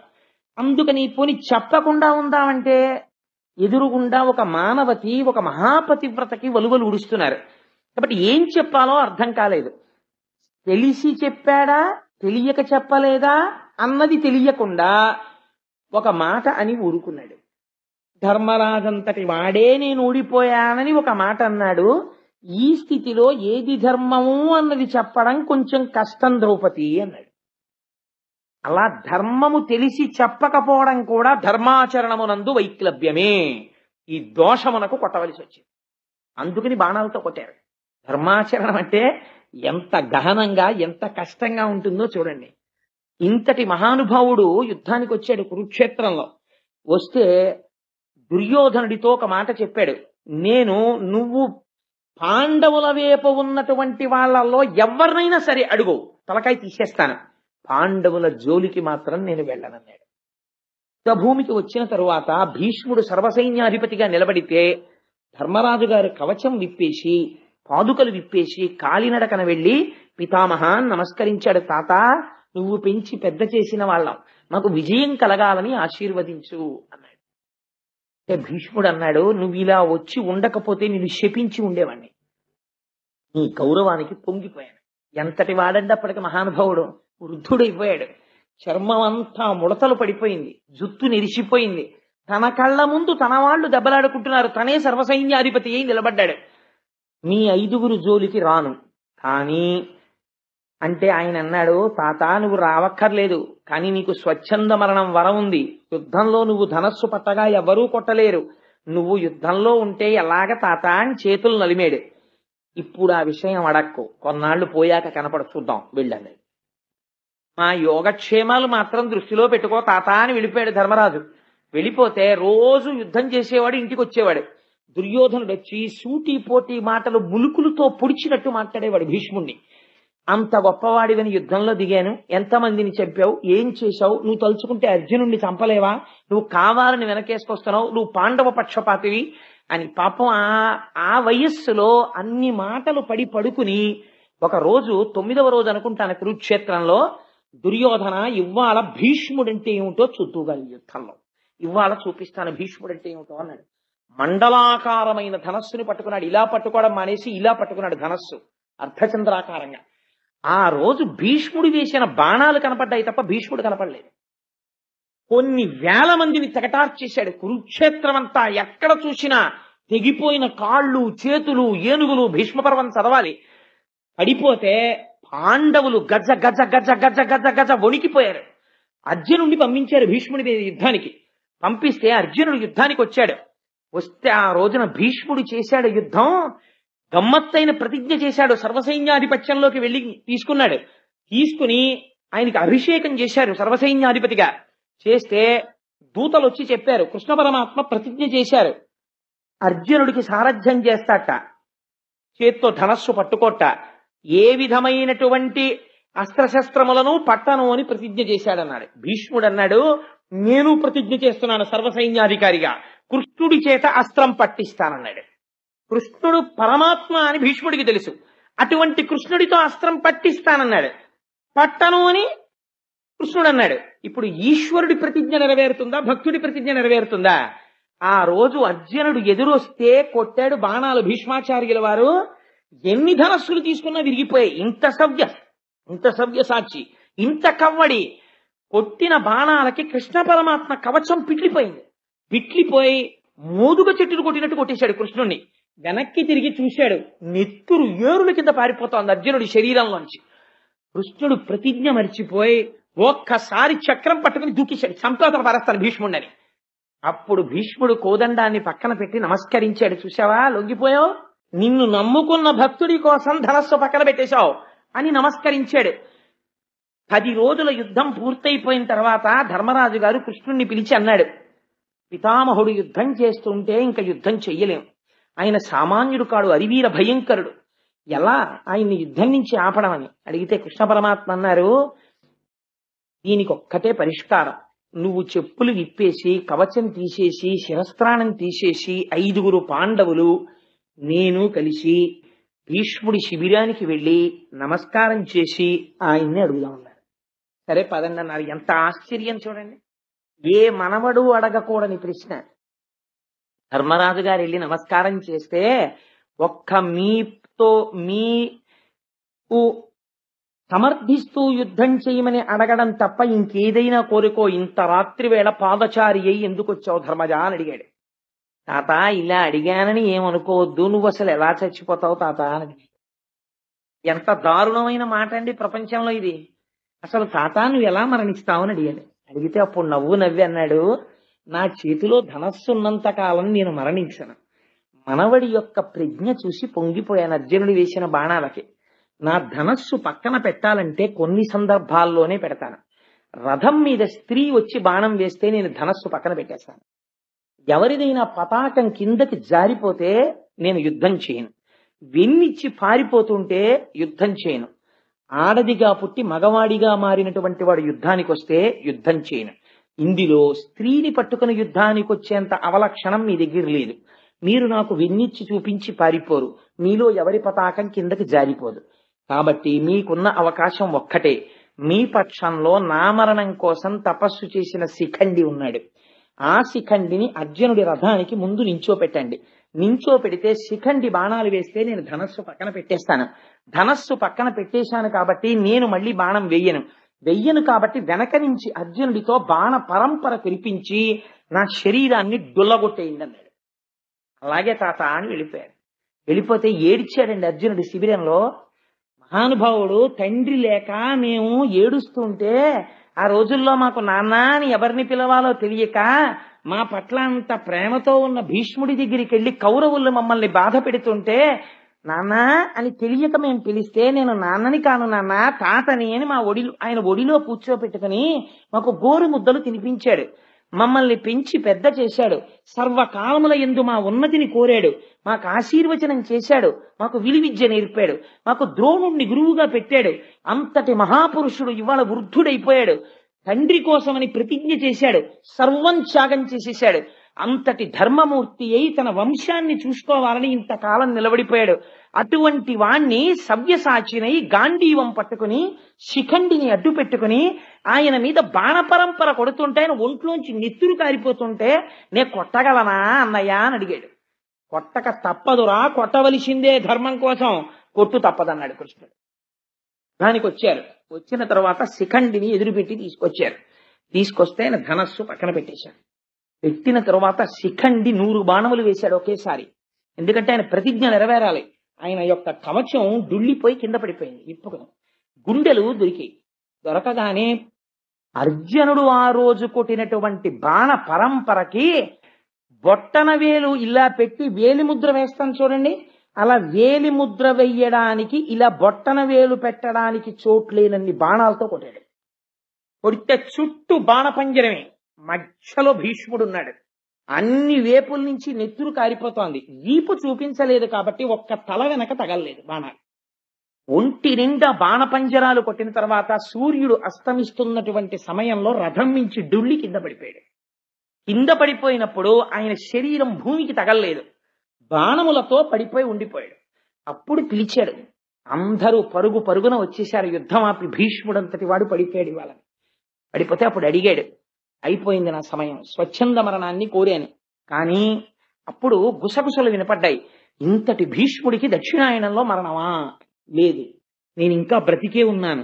ఉత్తరాయణం వరకు నా శరీరం విడిచిపెట్టను. సూర్యుడు మకర రాశిలో ప్రవేశించి మాఘమాసం వచ్చిన తర్వాత రథసప్తమి నాడు రథం ఉత్తర దిక్కుకు తిరిగాక ఏకాదశి ఘడియల్లో నా ప్రాణం విడిచిపెడతాను అని అర్జునుణ్ణి పిలిచి, నా తల వ్రేలాడిపోతోందయ్యా, వెనక్కి మర్మస్థానములన్నీ కదిలిపోతున్నాయి, బాణములు కొట్టేయడం వల్ల నెత్తురు ఓడిపోతోంది, నాకు తలగడ అమర్చు అన్నాడు. దుర్యోధనాదులు వెంటనే తలగడలు పట్టుకొచ్చారు. ఈ తలగడలు కాదురా నాకు కావలసింది, యుద్ధ భూమినందు పడుకున్నటువంటి వాడికి బాణములతో కొట్టాలి తలగడ, అందుకని అర్జునుడు కొడతాడన్నారు. అర్జునుడు బాణములతో తలగడ ఏర్పాటు చేశాడు. చాలు నీలాంటి మనవడు పుట్టాడని ఆ బాణముల మీద తలగడ ఏర్పాటు చేసుకుని, నేను ఈ యుద్ధ భూమినందే పడి ఉంటాను, నా చుట్టూ కందకం తవ్వండి, ఎవ్వరూ నా వైపుకి రాకుండానని కందకం తవ్వించుకుని ఆ భూమి మీద పడి ఉండిపోయాడు. ఉండిపోయిన తర్వాత కురుక్షేత్ర సంగ్రామం అయిపోయింది. అందరూ ఈ ధృతరాష్ట్రుడి పక్షం అంతా ఓడిపోయింది, పాండవ పక్షం గెలిచేసింది. అప్పటికి కూడా ఇంకా భీష్ముడు అంపశయ్య మీదే ఉన్నాడు. చేసుకుంటున్నారు. ఒకనాడు దాహార్తి కలిగింది మహానుభావుడికి, నాకు దాహం వేస్తోందన్నాడు. నీళ్లు పట్టుకొచ్చారు. అంపశయ్య మీద పడుకున్నవాడు లౌకికమైన జలములు తాగడు. అర్జునుడికి తెలుసు ఏ నీళ్లు ఇవ్వాలో. అర్జున ఈ అన్నాడు. ఆయన పర్జన్యాస్త్రాన్ని ప్రయోగించాడు. ప్రయోగిస్తే భూమిలోంచి నీరు అమృతోదకం పైకి లేచి ఆయన నోట్లో పడింది. ఆ నీటిని తాగాడు. తాగి అంపశయ్య మీద పడి ఉండగా ఇప్పుడు భాగవతంలోకి రండి. ఇవాళ భీష్ముడి యొక్క కథ వినాలి కాబట్టి ఇప్పటి వరకు నేను దేవీ భాగవత భారత ఇతర గ్రంథములలోకి వెళ్ళి భీష్మాచార్యుల వారి చరిత్ర ఈ అసుర సంధ్య వేళలో చెప్పుకుంటే మనుష్యులుగా పుట్టినందుకు మనం తరించిపోతామని సంక్షిప్తంగా భీష్మ చరిత్రని మీకు వివరించాను.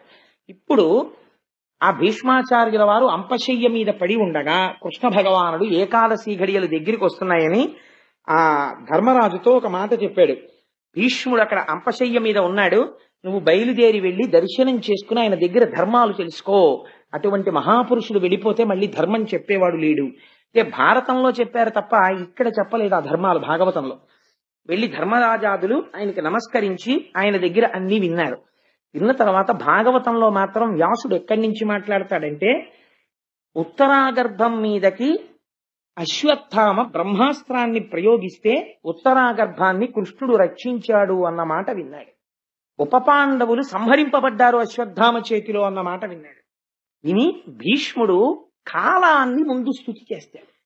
ఆయన అంటాడు, ఏమి ఆశ్చర్యమయ్యా, ప్రపంచంలో ఎవరైనా దేనినైనా అతిక్రమించగలరు, కానీ కాలమును ఎవ్వరూ అతిక్రమించలేరు. అన్నిటికన్నా బలవత్తరమైనది కాలమే. కాలము బలవత్తరమైనది కాకపోతే భీష్ముడి జీవితమే చూడండి. ఎవరి కోసం సింహాసనం త్యాగం చేశాడో అసలు వాళ్ళెవ్వరూ మిగల్లేదు. అయినా సరే తను ధర్మం కోసమని అలా నిలబడిపోయాడు మహానుభావుడు. ఇన్ని కష్టాలు పడ్డాడు. తన తమ్ముడి కోసమని చెప్పి తీసుకొచ్చినటువంటి స్త్రీ శిఖండిగా మారి తన మరణానికి కారణమైంది. అంపశయ్య మీద పడిపోయాడు. ఆయన అంటాడు, కాలము ఎంత అతిక్రమించడానికి వీలు లేనిది అనడానికి నాకు కట్టెదుట ఒక ఉదాహరణ దొరుకుతున్నది. మీరు ఈ పద్యాన్ని, భీష్మస్థుతిలో ఈ పద్యాన్ని బాగా జ్ఞాపకం ఉంచుకుంటే మనం చిన్న చిన్న కష్టాలకి కదిలిపోతాం. జీవితంలో కదిలిపోయి బాబోయ్ ఎంత కష్టమో ఎంత కష్టమో ఎంత కష్టమో అంటాం. కారణం ఏమిటంటే మనం ఆ కష్టమునందు వెంటనే తాదాత్మ్యత పొందేస్తాం, సంసారముతో తాదాత్మ్యత పొందుతాం. విధిని నిర్వహించాలి, ఒక తండ్రిగా నీ విధిని నువ్వు నిర్వహించాలి అంతే తప్ప అందులో వచ్చేటటువంటి సుఖదుఖములతో నువ్వు తాదాత్మ్యత పొందేస్తే నీ స్వధర్మమును నువ్వు నిర్వహించలేవు, జారిపోతావు. అందుకే రామకృష్ణ పరమహంస ఒక అందమైన మాట చెప్తారు, పనసకాయ కొట్టాలి కానీ పనసకాయ కొట్టేటప్పుడు తప్పకుండా ఓ పని చెయ్యాలి. చేతులకి నూనె రాసుకొని పనసకాయ కొట్టిన వాడికి జిగురంటుకోదు. ఈశ్వరుడి పాదాలు పట్టుకుని సంసారంలో ఉన్నవాడికి కష్ట సుఖములకు ఈశ్వరుడు ఇతపూర్వం నేను చేసిన పాపపుణ్యములకు ఆయన ఇస్తున్న ఫలితము. కాబట్టి వేరొకసారి నా వలన అటువంటి పాపములు జరగకుండుగాక అని నిలబడిపోతాడు తప్ప లోకుల్నంగని మెచ్చని ఎలుగని లోలోన నిందింపని చీకాకున్బడని మహాత్ముడని జేలొగ్గని మూకీభావమునం తిట్టని త్రోయని నీ కారుణ్యము కలిగి ఉండి నేను అంతే చాలును శంకర అంటాడు దుర్జటి. ఆ కష్టం వచ్చినా సుఖం వచ్చినా ఈశ్వరుడి పాదాలు పట్టుకుంటాడు తప్ప పాదముల నుంచి మాత్రం విడువడి పొందడు. ఆ కాలము ఎంత దుస్తరంగా ఉంటుందో మీరు భీష్ముడి యొక్క స్థితిలో మొదటి పద్యాన్ని విని బాగా ధారణ చేశారనుకోండి, కొన్ని ఎలా ఉంటాయో తెలుసా అండి? హార్ట్ అటాక్ ఎప్పుడైనా మైల్డ్ స్ట్రోక్ వచ్చిన వాళ్ళు ఉన్నారనుకోండి, వాళ్ళు సాధారణంగా 2 టాబ్లెట్లు జేబులో పెట్టుకుంటారు. ఒకటి డిస్ప్రిన్ అన్న టాబ్లెట్, ఒకటి రెండో దాని పేరు నాకు జ్ఞాపకంలో లేదు కానీ ఆ నాలుక కింద పెట్టుకుని చప్పరిస్తే అది కొంచెం సేపు టైం ఇస్తుంది.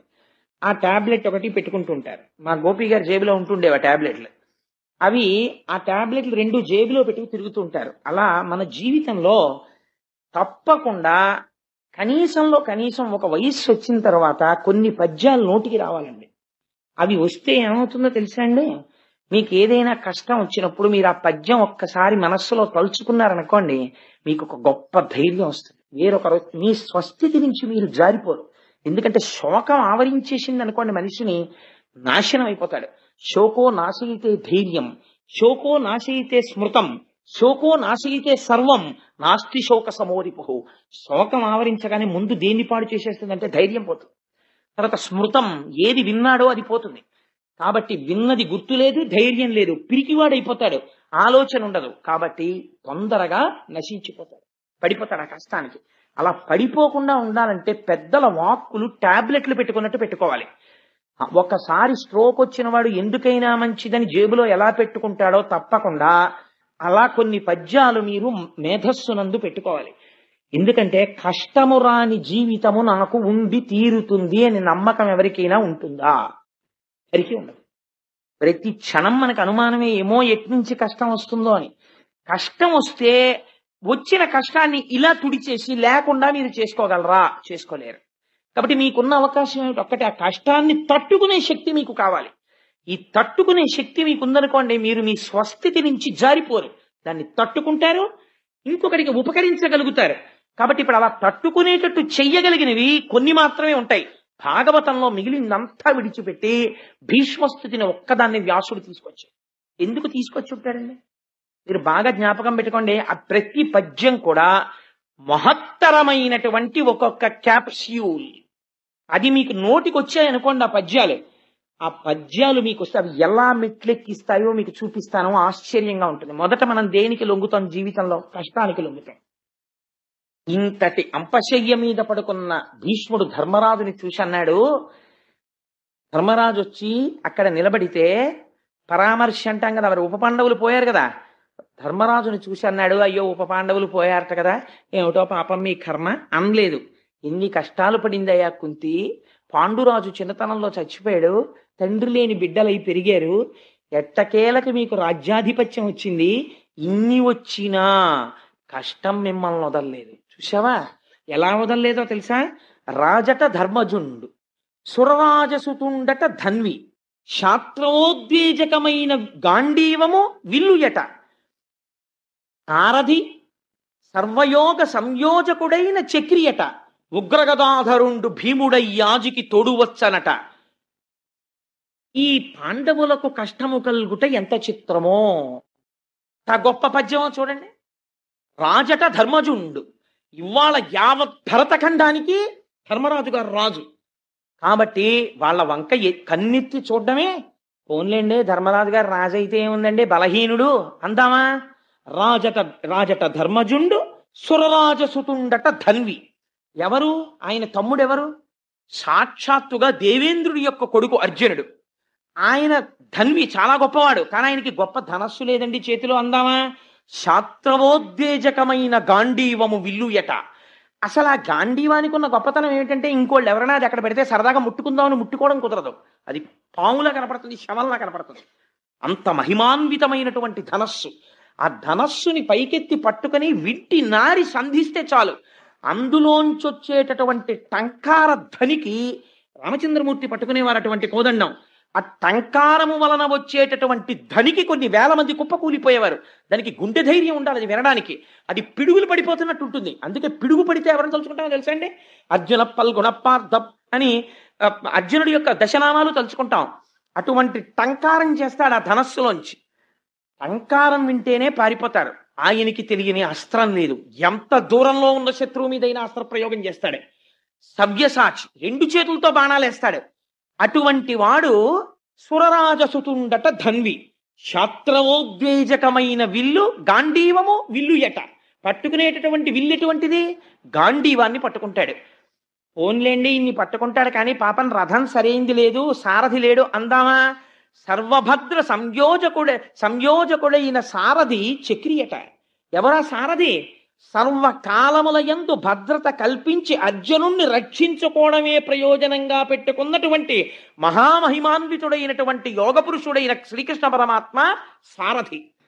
పోన్లేండి ఈయన ఒక్కడే ఇంత గొప్పవాడైనా కొంచెం ఆదమరిపించి కొట్టారు, అభిమన్యుణ్ణి కొట్టినట్టు అందామా. ఉగ్రగదాధరుండు భీముడై యాజికి తోడువచ్చునట. ఎప్పుడు అర్జునుడి పక్కన ఎవరుంటారు? బ్రహ్మాండమైనటువంటి గద పట్టుకుని గిర్ర గిర్ర గిర్ర గిర్ర తిప్పుతూ ఒక్క గదాదండంతో ఒక దెబ్బ వేశాడా ఏనుగుల కుంభస్థలాలు బద్దలైపోతాయి. అటువంటి ఉగ్ర గద పట్టుకుని తిరిగేటటువంటి భీముడు ఆ అర్జునుడి పక్కన తోడుగా వస్తూ ఉంటాడు. ఉగ్ర గదాధరుండు భీముడయ్యాజికి తోడు వచ్చనట. వీరికి ఆపత కల్గుటకేమి చిత్రమో, వీళ్ళ కొడుకులు చచ్చిపోయారు. ఏం ఆశ్చర్యం! కొన్ని సహజ మరణం కాదు, ఒక్క శత్రు వచ్చి రాత్రి చంపేతలు మనిషిడు. ఏమి ఆశ్చర్యం రా! కష్టం కాలోహి దురతిక్రమ. ఇది అశ్వత్థామ రూపంలో వచ్చిందా, కాల రూపంలో వచ్చిందా? కాల రూపంలో వచ్చేసింది. వచ్చేసి దుఃఖం వచ్చింది. కాబట్టి ఇంత గొప్ప అర్జునుడు, ఇంత గొప్ప గాంధీవం, ఇంత గొప్ప కృష్ణ పరమాత్మ, ఇంత గొప్ప భీముడు, అంతరాజు ధర్మజుడు, ఇంకింతకన్నా రక్షణ ఉన్నవాళ్ళు ప్రపంచంలో ఉన్నారా? అట్లాంటి వాళ్ళ పిల్లలే బతకలేదు. వీళ్ళకి ఆపద కల్గుటకేమి చిత్రమో, వీళ్ళకి ఆపద రావడం ఏమిట్రా అని ఇప్పుడు అంటాడు. కాలోహి బలవాన్ కర్త సతతం సుఖ దుఃఖయో నరాణం పరతంత్రాణం పుణ్య పాపానుయోగత అంటాడు వ్యాసుడు. మీరు ఈ కంటికి కనపడేటటువంటిది అనుకోండి, మీరు యుద్ధం చేస్తారు. లేదు మీకు తెలుసున్న విషయం అనుకోండి, తప్పుకుంటారు. మీకు ఏ ఆపద వస్తోందో, ఏ కష్టం వస్తోంది అనేటటువంటి విషయం అసలు మీకు తెలియనే తెలియదు. ప్రతిరోజు సంతోషంగా ఉండాలనే ఎవడైనా కోరుకుంటాడు, అంతేకాని ఇవాళ నాకు గొప్ప ఆపద చేయాలి పరమాత్మ అని ఎవ్వడూ కోరుకోడు. గుళ్ళోకి వెళ్ళినవాడు ఎవడైనా అలా దండం పెడతాడేంటి? ఎవ్వడూ దండం పెట్టాడు. ఎవరు కోరుకున్నా ఏం కోరుకుంటాడు? అయ్యా నా జీవితం సుఖంగా వెళ్ళిపోయేటట్టు చూడు. నువ్వు సుఖంగా వెళ్ళిపోవాలి అనుకుంటే ఆ సుఖానికి ఆలంబనమైన ధర్మం నువ్వు చెయ్యాలి. చేసేది అధర్మం, కావలసింది సుఖం. ఎలా కుదురుతుంది? కుదరదు. నీకేమో స్వీటు తింటే అనారోగ్యం వస్తుందని డాక్టర్ గారు చెప్తున్నారు. నువ్వు తినేవన్నీ స్వీట్లే, నీకు ఆరోగ్యం ఎక్కడ ఉంటుంది? ఉండదు. నువ్వు చేసేదంతా అధర్మం. నువ్వు సుఖంగా ఉండమంటే ఎక్కడ ఉంటావు? నీకు దుఃఖమే ఉంటుంది. కాబట్టి కాలములో కాలరూపమునందు పరమేశ్వరుడు కూర్చుని ఫలితములను ఇస్తాడు. ఈ కంటికి దొరుకుతాడా? ఈ కంటికి కనపడ్డం. మీరు ఎవరి మీద యుద్ధం చేస్తారు?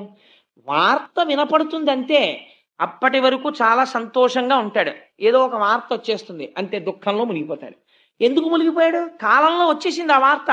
ఏదో ఇన్ని గంటల ఇన్ని నిమిషాలకి ఈ వార్త వాడికి చేరి వాడు కష్టం అనుభవించాలి పరమాత్మ నిర్ణయం చేసేసాడు. అలాగే ఇన్ని గంటల ఇన్ని నిమిషాలకి వాడు ఒక వార్త విని వాడు సంతోషపడిపోవాలి ఈశ్వరుడు నిర్ణయం చేసేశాడు. ఆ వార్త మీరు వింటారు. కాబట్టి ఏమవుతోంది? పరతంత్రాణ, మీరు చేసేది ఏమీ లేదు. ఈశ్వరుడు ఎలా నిర్ణయిస్తే అలా జరిగిపోతోంది. ఇప్పుడు చెప్పండి, మీ సుఖదుఖములకు మీరు కారణమా, ఈశ్వరుడు కారణమా? ఈశ్వరుడు కారణము. ఈశ్వరుడు స్వతంత్రుడై మిమ్మల్ని నిష్కారణంగా సుఖదుఖాలు పెడుతున్నాడా? మీరు చేసినటువంటి ధర్మాధర్మములను పాపపుణ్యములను బట్టి సుఖదుఖములను ఇస్తున్నాడు. కాబట్టి ఉపపాండవులు మరణించారంటే కాలాన్ని పాండవులు కూడా ఎదిరించలేకపోయారు భగవంతుడు సారథ్యం చేస్తుండగా. కాబట్టి ఇంక సామాన్యుడైనటువంటి వాడెంతరా? ఎప్పుడైనా ఓ చిన్న కష్టం వచ్చిందనుకోండి, వెంటనే బేలలు అయిపోతారు కొంతమంది. నేను చాలా మందిని చూస్తుంటాను ప్రపంచంలో, వాళ్ళ జీవితాలు చాలా మంది కన్నా వడ్డించిన విస్తరులు. చాలా మంది ఈ దేశంలో, మీరు ఎప్పుడైనా రాత్రి 2 గంటల వేళ, నేను అమలాపురంలో ఉపన్యాసాలు చెప్పి ఒకప్పుడు వస్తుండేవాడిని. వస్తుంటే మంచి శీతాకాలంలో పడుకొని ఉంటారు. అంతవరకు ఎందుకండి, నేను మొన్న తిరుపతి యాత్ర చేసి తిరుపతి నుంచి వస్తూ వస్తూ తిరుపతి రైల్వే స్టేషన్లో ప్లాట్ఫామ్ మీద ఒక చైర్లో కూర్చుని ఉన్నాను, వెయిటింగ్ సీట్లో. ఆ రోజున శేషాద్రి బాగా లేట్ అని. ఒక వ్యక్తి శరీర ఛాయ తెల్లగా ఉంది. తల్లితో జ్ఞానప్రసూనామ్మ గారితో అన్నాను కూడా ఆ రోజున, కాళ్ళు కూడా మెరిసిపోతున్నాయి. ఇంతంత గడ్డాలు పెరిగిపోయి ముఖంలో తేజస్సు స్పష్టంగా కనపడుతోంది. బట్టలు ఎంత శుభ్రంగా ఉన్నాయో, కానీ అతను ఒక భిక్షుకుడు. ఇవాళ ఇల్లిల్లు తిరిగి భిక్షాటన చేసుకుంటున్నాడు. కూర్చోవడం కష్టంగా ఉంది, మాకు ఇంతంత దోమలు పొడిచేస్తున్నాయి. అంతమంది మధ్యలో ఆ సిమెంట్ బెంచీ కింద పడుకుని నిద్రపోతుంటే ఇంతంత దోమలు ఆ కంఠం మీద, ఈ కళ్ళ పక్కన, కనతల మీద పొడిచేస్తున్నాయి. పొడిచేస్తుంటే అతను అలా నిద్రపోతుంటే ఉండుండి ఆ దోమని ఇలా కొట్టుకుంటుంటే నాకు అతని ముఖం వంక చూస్తుంటే ఎంత వేదాంతం జ్ఞాపకానికి వచ్చిందో. ఇతను కూడా ఎక్కడో ఒక తల్లిదండ్రులకు పుట్టుంటాడు, ఎక్కడో పెరుగుంటాడు. శుభ్రమైన బట్ట కట్టుకోవాలి, ఒళ్ళు నీటిగా ఉంచుకోవాలని నిన్ను తెలిసాయి కాబట్టి ఒకప్పుడు ఏదో గౌరవనీయమైన బ్రతుకు బ్రతికుంటాడు. కడుపున పుట్టినటువంటి పిల్లలు దగా చేసేస్తే ఒక ఆవిడికి ముష్టెత్తుకోవడానికి చేత కాక పరమ గౌరవనీయమైన వ్యక్తి, నేను నిడదవోలు షటిల్ చేసే రోజుల్లో అక్కడ ఉన్న చంటి పిల్లల్ని ముద్దాడుతూ, బాబు చెయ్యి చాపి బొత్తిగా అడుక్కోలేనండి అని నిలబడితే గవర్నమెంట్ అఫీషియల్స్ షటిల్ చేసేవాళ్ళు. అయ్యా, నేను ఆ ఊరు పేరు చెప్పను, ఎందుకంటే గబుక్కున ఆవిడికి ఈ వార్త తెలిస్తే ఆవిడ బాధపడే అవకాశం ఉంటుంది, సభలో వాళ్ళు గుర్తుపట్టచ్చు. అందుకని ఆవిడ ఫలానా వ్యక్తి అండి, పిల్లలే ఆవిడ్ని మోసం చేసి రోడ్డు మీదకి గెంటేస్తే ఆవిడ బంగారం అంతా తీసేసుకుంటే పిచ్చి తల్లి ఎవరిని అడుక్కోలేక వీధుల్లోకి వెడితే గుర్తుపట్టేస్తారని రైలు ప్రయాణికుల వెంట తిరుగుతూ, ఆ రైలుల్లో కూడా ఎక్కేటప్పుడు తెలియని వాళ్ళు ఉన్నారంటే వాళ్ళ దగ్గరికి వెళ్ళి మాత్రమే ఆవిడ, బాబు ఏమైనా సాయం చెయ్యండి అని కూడా నోటితో అడగలేదండి అని షట్లర్స్ ఒకళ్ళకొకళ్ళు చెప్పుకుని ₹1 ₹2 ఇస్తే దాంతో టిఫిన్ తిని దాంతో జీవితం గడుపుకుంటూ ఆవిడ రైల్లో కనపడేది నాకు. ఇది ఆలోచించండి, కాలోహి దురతిక్రమ. ఎంతంత వైభవాలు అనుభవించినటువంటి వాళ్ళు అంతంత అటువంటి నీచమైనటువంటి జీవితాలు గడుపుతున్నారు. మీకు నేను ఒక ఉదాహరణ చెప్తాను. ఒకసారి నేను ఆశ్రమ శ్రావణి మన ఊర్లోనే ఉంది, నేను ఆ వృద్ధాశ్రమానికి వెళ్ళాను. మా తల్లి అనురాధ గారు కూడా వచ్చారు ఆ రోజున. సంవత్సరాది నాడు అనుకుంటా. ఈ ఊర్లోనే ఉంటారు ఒక తల్లి, ఆవిడ పేరు నాకు జ్ఞాపకం లేదు, కానీ శరన్మేఘము అని పుస్తకం రాశారు. ఎంత చంటి పిల్లల్ని కాపాడినట్టు కాపాడతారు అక్కడ ఉన్న వృద్ధుల్ని. ఒక దుర్మార్గుడైన కొడుకు, నేను ఈ మాట అనడానికి ఏమీ వెనకంజ వేయట్లేదు, నేను తెలిసే ఈ మాట ప్రయోగిస్తున్నాను. తల్లిని, అమ్మా నిన్ను దేవాలయానికి తీసుకెళ్తున్నానమ్మా అని చెప్పి తీసుకొచ్చి వృద్ధాశ్రమంలో విడిచిపెట్టి వెళ్ళిపోయాడు. వెళ్ళిపోతే ఆ తల్లికి పిచ్చెక్కిపోయింది. ఆవిడ రోజు పెట్టె సర్దేసుకుని అన్నం తిని, మా అబ్బాయి వచ్చేస్తాడండి నేను వెళ్ళిపోతాను, మా అబ్బాయి వచ్చేస్తానండి నేను వెళ్ళిపోతాను అని ఇలా చెప్తూ ఉంటారు పాపం అందరికీ, వెళ్ళిన వాళ్ళకి. ఆ తల్లి మాకు చెప్పారు, మీకు గుర్తుంది కదమ్మా, ఏంటి వాళ్ళ అబ్బాయి తీసుకొచ్చి ఇలా దింపి వెళ్ళిపోయాడండి, ఆవిడకి పిచ్చి వచ్చేసింది. ఎవరిని నమ్ముతారు ప్రపంచంలో మీరు? ఆలోహి దురతిక్రమ. వాళ్ళకొచ్చిన కష్టం కన్నా మీకొచ్చిన కష్టాలు పెద్దవా? ఒక పిసరు జ్వరం వస్తే, ఒక చిన్న ఎదురు దెబ్బ తగిలితే, కొద్ది పిసరు మోకాలు నిప్పెడితే భోరుమని ఏడ్చేసి పరమేశ్వరుడు ఇంత వైభవాన్ని ఇచ్చి, ఇల్లిచ్చి, వాకిళ్ళిచ్చి, ఉద్యోగాలిచ్చి ఎప్పుడో చేసుకున్న పాపకర్మకి చిన్న కష్టం ఒక్కటి పెట్టినంత మాత్రం చేత దిగాలు పడిపోయి నేలన పడిపోయి గుండెలు బాధేసుకుని లేనిపోని నిరుత్సాహం తెచ్చేసుకుని ఎప్పుడూ కష్టాలే ఆలోచించుకుంటూ నేనేమిటి ఇలా ఉందండి నేనేమిటి ఇలా ఉందండి అని బతకడం నీ అంత నువ్వు పాడు చేసుకున్న జీవితమా? ఈశ్వరుడిచ్చినటువంటి ఉజ్వలమైన జీవితాన్ని నువ్వు నాశనం చేసుకుంటున్నావా? ఒక్కసారి భీష్ముడి స్తోత్రం చదువు. అంతటి పాండవులకి కష్టం వచ్చింది, వాళ్ళు దిగాలు పడిపోయారా? పడిపోలేదే. పాండవులు తమ జీవితాలు పండించుకుని మోక్ష మార్గంలో వెళ్ళిపోయారు, కృష్ణుణ్ణి నమ్ముకుని వెళ్ళిపోయారు. నువ్వు ఎందుకు వెళ్ళలేవు? భీష్మస్తుతి కేవలం వినడానికి కాదు. భీష్ముడు ఏదో పద్యం చదివాడండి ఆ రోజున, నేను సారా పద్యం చదివేసి మీకు అర్థం చెప్పడానికి కాదు. భీష్మస్తుతి మీరు ఆ పద్యాన్ని జ్ఞాపకం పెట్టుకుంటే మీ కష్టాన్ని తట్టుకోవడానికి అదొక టాబ్లెట్. ఎంత గొప్ప పద్యం చెప్పాడో చూడండి.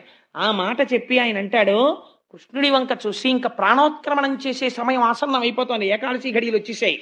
ఆయన అన్నాడు, త్రిజగన్మోహన నీలకంతి తను ఉద్దీపింప ప్రాభాత నీరజ బంధు ప్రభమైన చేలముపయింద్రంజిల్ల నీలాల కవ్రజ సంయుక్త కుంతలములు ఆ నుదిటిపై నొప్పంగా మా విజయుంచేరెడు వన్యకాడుమది నావేశించు నెల్లప్పుడు. ఎంత గొప్ప మాట అంటాడంటే, నా మనస్సునందు సర్వకాలముల యందు ఉండవలసిన వాడెవడు? త్రిజగన్మోహన నీలకాంతి తను ఉద్దీపింప ప్రాభాత నీరజ బంధు ప్రభమైన చేలముపయింద్రంజిల్ల నీలాల కవ్రజ సంయుక్త ముఖారవిందమతి సేవ్యంబై విజృంభింప మా విజయుంచేరెడు వన్యకాడు మది నావేశించు నెల్లప్పుడు. ఒక స్థితికి వెళ్ళిపోయిన తర్వాత చిన్నతనం నుంచి మనిషి జీవితంలో నేర్చుకోవలసింది నేర్పుతున్నాడు భీష్ముడు. బాహ్య పూజ కాదు, బాహ్య పూజ ఎంతసేపు చేస్తారు? ఇక్కడ పెట్టుకోవాలి పరమాత్మని, ఎలా పెట్టుకోవాలో నేర్పుతున్నాడు. త్రిజగన్మోహన నీలకంతి తను ఉద్దీపింప, మూడు లోకములను కూడా ఆకర్షించగలిగినటువంటి నల్లటి కాంతితో మెరిసిపోతున్నవాడై త్రిజగన్మోహన నీలకంతి తను ఉద్దీపింప ప్రాభాత నీరజ బంధు ప్రభమైన చేలముపయింద్రంజిల్ల. లేత సూర్యుని యొక్క కిరణములు పడుతున్నప్పుడు పసుపచ్చ రంగులో ఎలా మెరిసిపోతాయో అటువంటి పట్టు పీతాంబరం కట్టుకున్నవాడై భగవంతుణ్ణి లోపల స్మరించడం అంటే అదండి. ప్రభాత నీరజ బంధు ప్రభమైన చేలముపయింద్రంజిల్ల నీలాల కవ్రజ సంయుక్త ముఖారవిందమతి సేవ్యంబై విజృంభింప మా విజయుంచేరెడు వన్యకాడు. ఆ పిలవడంలో ఆప్యాయత చూడండి. మా విజయుంచేరెడు వన్యకాడు. మా విజయుడేమిటి? ధర్మమునందు నిలబడి కృష్ణుడి సారథిగా చేసుకున్నవాడు. ఎత్ర యోగేశ్వర కృష్ణో ఎత్ర పార్థో ధనుర్ధర తత్ర శ్రీ విజయోభూతి ధ్రువానీతిర్మతిర్మమ. సర్వకాలముల యందు కృష్ణుడిని ఆశ్రయించి ఉన్నవాడు. అటువంటి విజయుని చేరని వన్యకాడైనటువంటి కృష్ణుడున్నాడే, ఆయన కుంతలములు ఇలా ముఖం మీద పడుతుండగా పచ్చని పట్టుపుట్టం కట్టుకుని మెరిసిపోతున్న కాంతితో నిలబడినటువంటి ఆ కృష్ణ పరమాత్మ ఉన్నారే, ఆయన సర్వకాలముల యందు మది నావేశించు నెల్లప్పుడు. ఎప్పుడు నా మనస్సులో ఆ కృష్ణ పరమాత్మ యొక్క స్వరూపము నిలబడిపోవుగాక. ఇది ఆయన చేసిన స్తోత్రం. నేను పూజామందిరంలో బాగా పూజలు చేయాలి, కోటిపత్రి పూజ చేయాలి, ఇది అడగలేదు ఆయన. ఏది కావాలో చెప్తున్నాడు. నా మనస్సునందు ఎప్పుడు కృష్ణుడు నిండి నిబిడీకృతమైపోవాలి అని ఆయన అంటారు. మహానుభావుడు ఆ అడగడంలో ఉన్న గొప్పతనం ఏమిటో తెలుసా అండి? బాహ్యంలో కాదు ఉండవలసింది. ఇక్కడ పరమాత్మని ప్రతిష్ఠ చేసుకోవాలంటే ముందుండవలసినటువంటిది భక్తి. ఆ ఎదురుగుండా ఉన్నవాడు ఎటువంటి వాడు అన్నది ఆయన గుర్తించాడు. హయరింకాముక ధూళి ధూసర పరిన్యస్తాల కోపేతమై రయజాత శ్రమతోయ బిందుయుతమై రంజిల్లు నిమ్మోముతో జయముం పార్థునకిచ్చు వెట్కనని నా శస్త్రాహుతించాలనొచ్చయు బోరించు మహానుభావు మదిలో చింతింతు నశ్రాంతమున్. అశ్రాంతమున్ ఎప్పుడు విడిచిపెట్టకుండా చింతింతూ ఆయన గురించే స్మరణ చేస్తూ నేను పొంగిపోతుంటాను. ఎలాంటి వాణ్ణి? హయరింకాముక ధూళి ధూసర పరిన్యస్తాల కోపేతమై. ఆయన కర్మ కాలిందా? ఎక్కడో పాలసముద్రంలో ఆదిశేషుడి మీద ఇలా చెయ్యి అలవోకగా పెట్టుకుని పడుకుంటే హాయిగా రెండు పాదములను జాపి పడుకున్నటువంటి స్వామి యొక్క పాదార విందములను చూసి లక్ష్మీ మహీతదనురూప నిజానుభావ నీలాది దివ్య మహిషీకర పల్లవానాం ఆరుణ్య సంక్రమణ తక్కిల సాంద్ర రాగౌ శ్రీ వెంకటేశ చరణౌ శరణం ప్రపద్యే ఆ లక్ష్మీదేవి ఒత్తుతున్నటువంటి పాదముల చేత శోభిస్తున్నటువంటి పరమాత్మ ఎక్కడో దివ్యమంగళ విగ్రహుడై ఉండవలసినటువంటి వాడు రాశీభూతమై అలాయోగులకు దర్శనమిచ్చేటటువంటి స్వరూపమున్నవాడు, అంతటా నిండి నిబిడీకృతమై జ్ఞాననేత్రము చేత మాత్రమే తెలియబడేటటువంటి వాడు ఇవాళ ఎటువంటి స్థితికి వచ్చాడు? తనని నమ్ముకున్న వాణ్ణి రక్షించడం కోసమని హయరింకాముక ధూళి ధూసర పరిన్యస్తాల కోపేతమై ఆయన గుర్రాల్ని నడుపుతుంటే, ఏం గుర్రాల్ని నడపడం అంటే మాట్లాడే, అర్జునుడి రథానికి కట్టినటువంటి గుర్రాల యొక్క కళ్ళాలన్నింటినీ కలిపి ఎడం చేత్తో పట్టుకోవాలి. పట్టుకుని ఎవరు ప్రతిద్వందో అటువైపుకి నడపడానికి వీలుగా తీసుకెడుతుండాలి. ఒక పక్క చేతులు తెగిపోతుంటాయి, కాళ్ళు తెగిపోతుంటాయి, భయంకరమైన యుద్ధం జరుగుతుంటుంది. ముందు సారథిని కొడతారు, పైగాను ఒక చేత్తో ఆ వేత్రదండం పట్టుకోవాలి, ఆ గుర్రాల్ని అదల్చడానికి హై హై అంటుండాలి. అవి పట్టుకుని నడుపుతుంటే ఆ ముందు వెళ్ళిపోతున్నటువంటి రథాల వల్ల, ఆ జోరు వల్ల, పెద్ద పెద్ద ఘీంకారాలు చేస్తూ పడిపోతున్న ఏనుగుల వల్ల, సకిలిస్తున్న గుర్రాల వల్ల యుద్ధ భూమిలో పైకి బోలెడంత మట్టి రేగుతుంది. ఆ రేగిన మట్టి అంతా స్వామి ఒంటి మీద పడిపోయింది. ఇంత మట్టి పడిపోయి యుద్ధ భూమిలో గుర్రాల యొక్క కళ్ళాలు పట్టుకొని, చేతిలో ఆ వేత్రదండం పట్టుకొని గుర్రాల్ని తోలుతూ సూర్యోదయానికి నించున్నవాడు సూర్యాస్తమయం వరకు అర్జునుడికి సారథ్యం చేశాడయా. తనని నమ్ముకున్న వాడి కోసం ఎంతకి జారిపోయాడు నా తండ్రి. హయరింకాముక ధూళి ధూసర పరిన్యస్తాల కోపేతమై రయజాత శ్రమతోయ బిందుయుతమై. అసలు అలసటంటే ఏమిటో తెలియదు మా స్వామికి. ఎందుకని ఎప్పుడు అంతగా ఆరాధింపబడుతూ హాయిగా ఉండేటటువంటి స్వామి యుద్ధం చేసి చేసి రథాన్ని అటు తిప్పి ఇటు తిప్పి కాసేపటికి అర్జునుడు అంటాడు, భీష్ముడి వైపుకు పోని అంటాడు. భీష్ముడి వైపుకి తీసుకెళ్ళాలి. ఎవరు వస్తారు, వచ్చి అయ్యా అక్కడ ద్రోణుడు చాలా మందిని చంపేస్తున్నాడు, అర్జున మీరు రావాలంటాడు. ద్రోణుడి వైపుకు పోని అంటాడు. మళ్ళీ గబగబా ద్రోణుడి వైపుకి తీసుకెళ్ళాలి. తన యొక్క శాసనము చేత, తన కంటి చూపు చేత లోకములనన్నింటినీ పాలించగలిగినటువంటి శక్తి కలవాడు ఇవాళ తన వెనకనున్నవాడు అక్కడికి రథం పోని ఇక్కడికి రథం పోని అంటే అలాగే బాబయ్య అని రథం తోలుతున్నాడు. ఏమి ఆశ్చర్యం రా మహానుభావుడిది. అలసట తెలియనటువంటి వాడికి చెమట పట్టింది. నుదురంతా చెమట పడితే తుడుచుకోవడానికి టైం లేదు. ఎందుకని? ఎడం చేత్తో పగ్గాలున్నాయి, కుడి చేత్తో వేత్రదండం ఉంది. ఏది కింద పెట్టి ఉత్తరీయం తీసి ఇలా ఇలా తుడుచుకున్నా ఈ లోపల ఏం ప్రమాదం వస్తుందో, గభాలను ఎవరు బాణం వేసేస్తారో. అందుకని ఇలా కారిపోతున్న చెమటలు కూడా తుడుచుకోకుండా రయజాత శ్రమతోయ బిందుయుతమై రంజిల్లు నెమ్మోముతో. మామూలుగా అందరూ చూశారండి కృష్ణ పరమాత్మ ముఖాన్ని. అర్జునుడి కోసమని యుద్ధం చేస్తున్నప్పుడు నేను పెట్ల కొట్టేస్తుంటే కవచాలు, అర్జునుడిని రక్షించుకోవడం కోసమని ఆ రథాన్ని అటు ఇటు తిప్పుతూ బాణాలకి దొరకకుండా రక్షించుకోవడం కోసమని ప్రయత్నం చేస్తుంటే సారథిగా ఆయనకి చెమట పట్టేట్టు కొట్టాను. చెమటతో కూడిన కృష్ణుడి యొక్క ముఖాన్ని నేను చూశాను. రయజాత శ్రమతోయ బిందుయుతమై రంజిల్లు నెమ్మోముతో జయము పార్థునకిచ్చు వెట్కనని నా శస్త్రాహుతి చాలా నొచ్చియు. ఎలాగైనా అర్జునుడికి గెలిపించేద్దామని ఎన్ని రకాలుగా రథాన్ని తిప్పినా నేను చేతిలో ధనస్సు పట్టుకుని సారథిని కొట్టాలి కాబట్టి నేను బాణం వెంట బాణం వేసి కొట్టేస్తుంటే ఆయన కవచం పిట్లిపోతే, ఆయన ఒంటికి నేను కొట్టిన బాణాలు తగిలితే ఆయనలోంచి నెత్తురు కారిపోతుంటే ఇంకా అర్జునుడినే రక్షించుకుందామని ఇన్ని దెబ్బలు తిని కూడా కృష్ణుడికి తగలకుండా రథాన్ని అటు ఇటు తిప్పుతున్నటువంటి భక్తపరాధీనుడైన పరమాత్మ ఉన్నాడే, వాడు నా మదిని ఆవేశించు నెల్లప్పుడు, వాడు నా మనస్సు యందు నిలబడుగాక. ఇది ఆయన వెళ్ళిపోయే ముందు చేసుకున్న ప్రార్థన. ఎంతటి మహోత్కృష్టమైనటువంటి వాడో చూడండి. ఆయన అంటాడు, ఇక్కడతో సరిపోయిందా కృష్ణుడి యొక్క లీల? కుప్పించి ఎగసిన కుడలంబుల కాంతి గగన భాగం బెల్ల కప్పి కొనగా ఉరికిన నోర్వక ఉదరంబులోనున్న జగముల వ్రేగున జగతి కదుల చక్రంబు చేబట్టి చనుదించు రయమున పైనున్న పచ్చని పటముజార నమ్మితి నాలా ఉనగుబాటు చేయకు మన్నింపు మని క్రీడి మరల దిగువ కరికి లంఘించు సింహంబు కరణి మెరసి నేడు భీష్ముని చంపుదు నిన్ను కాతు విడువు మర్జున ఎటంచు మద్ది శిఖవృష్టి తెరలి తనుదెంచు దేవుండు దిక్కు నాకు.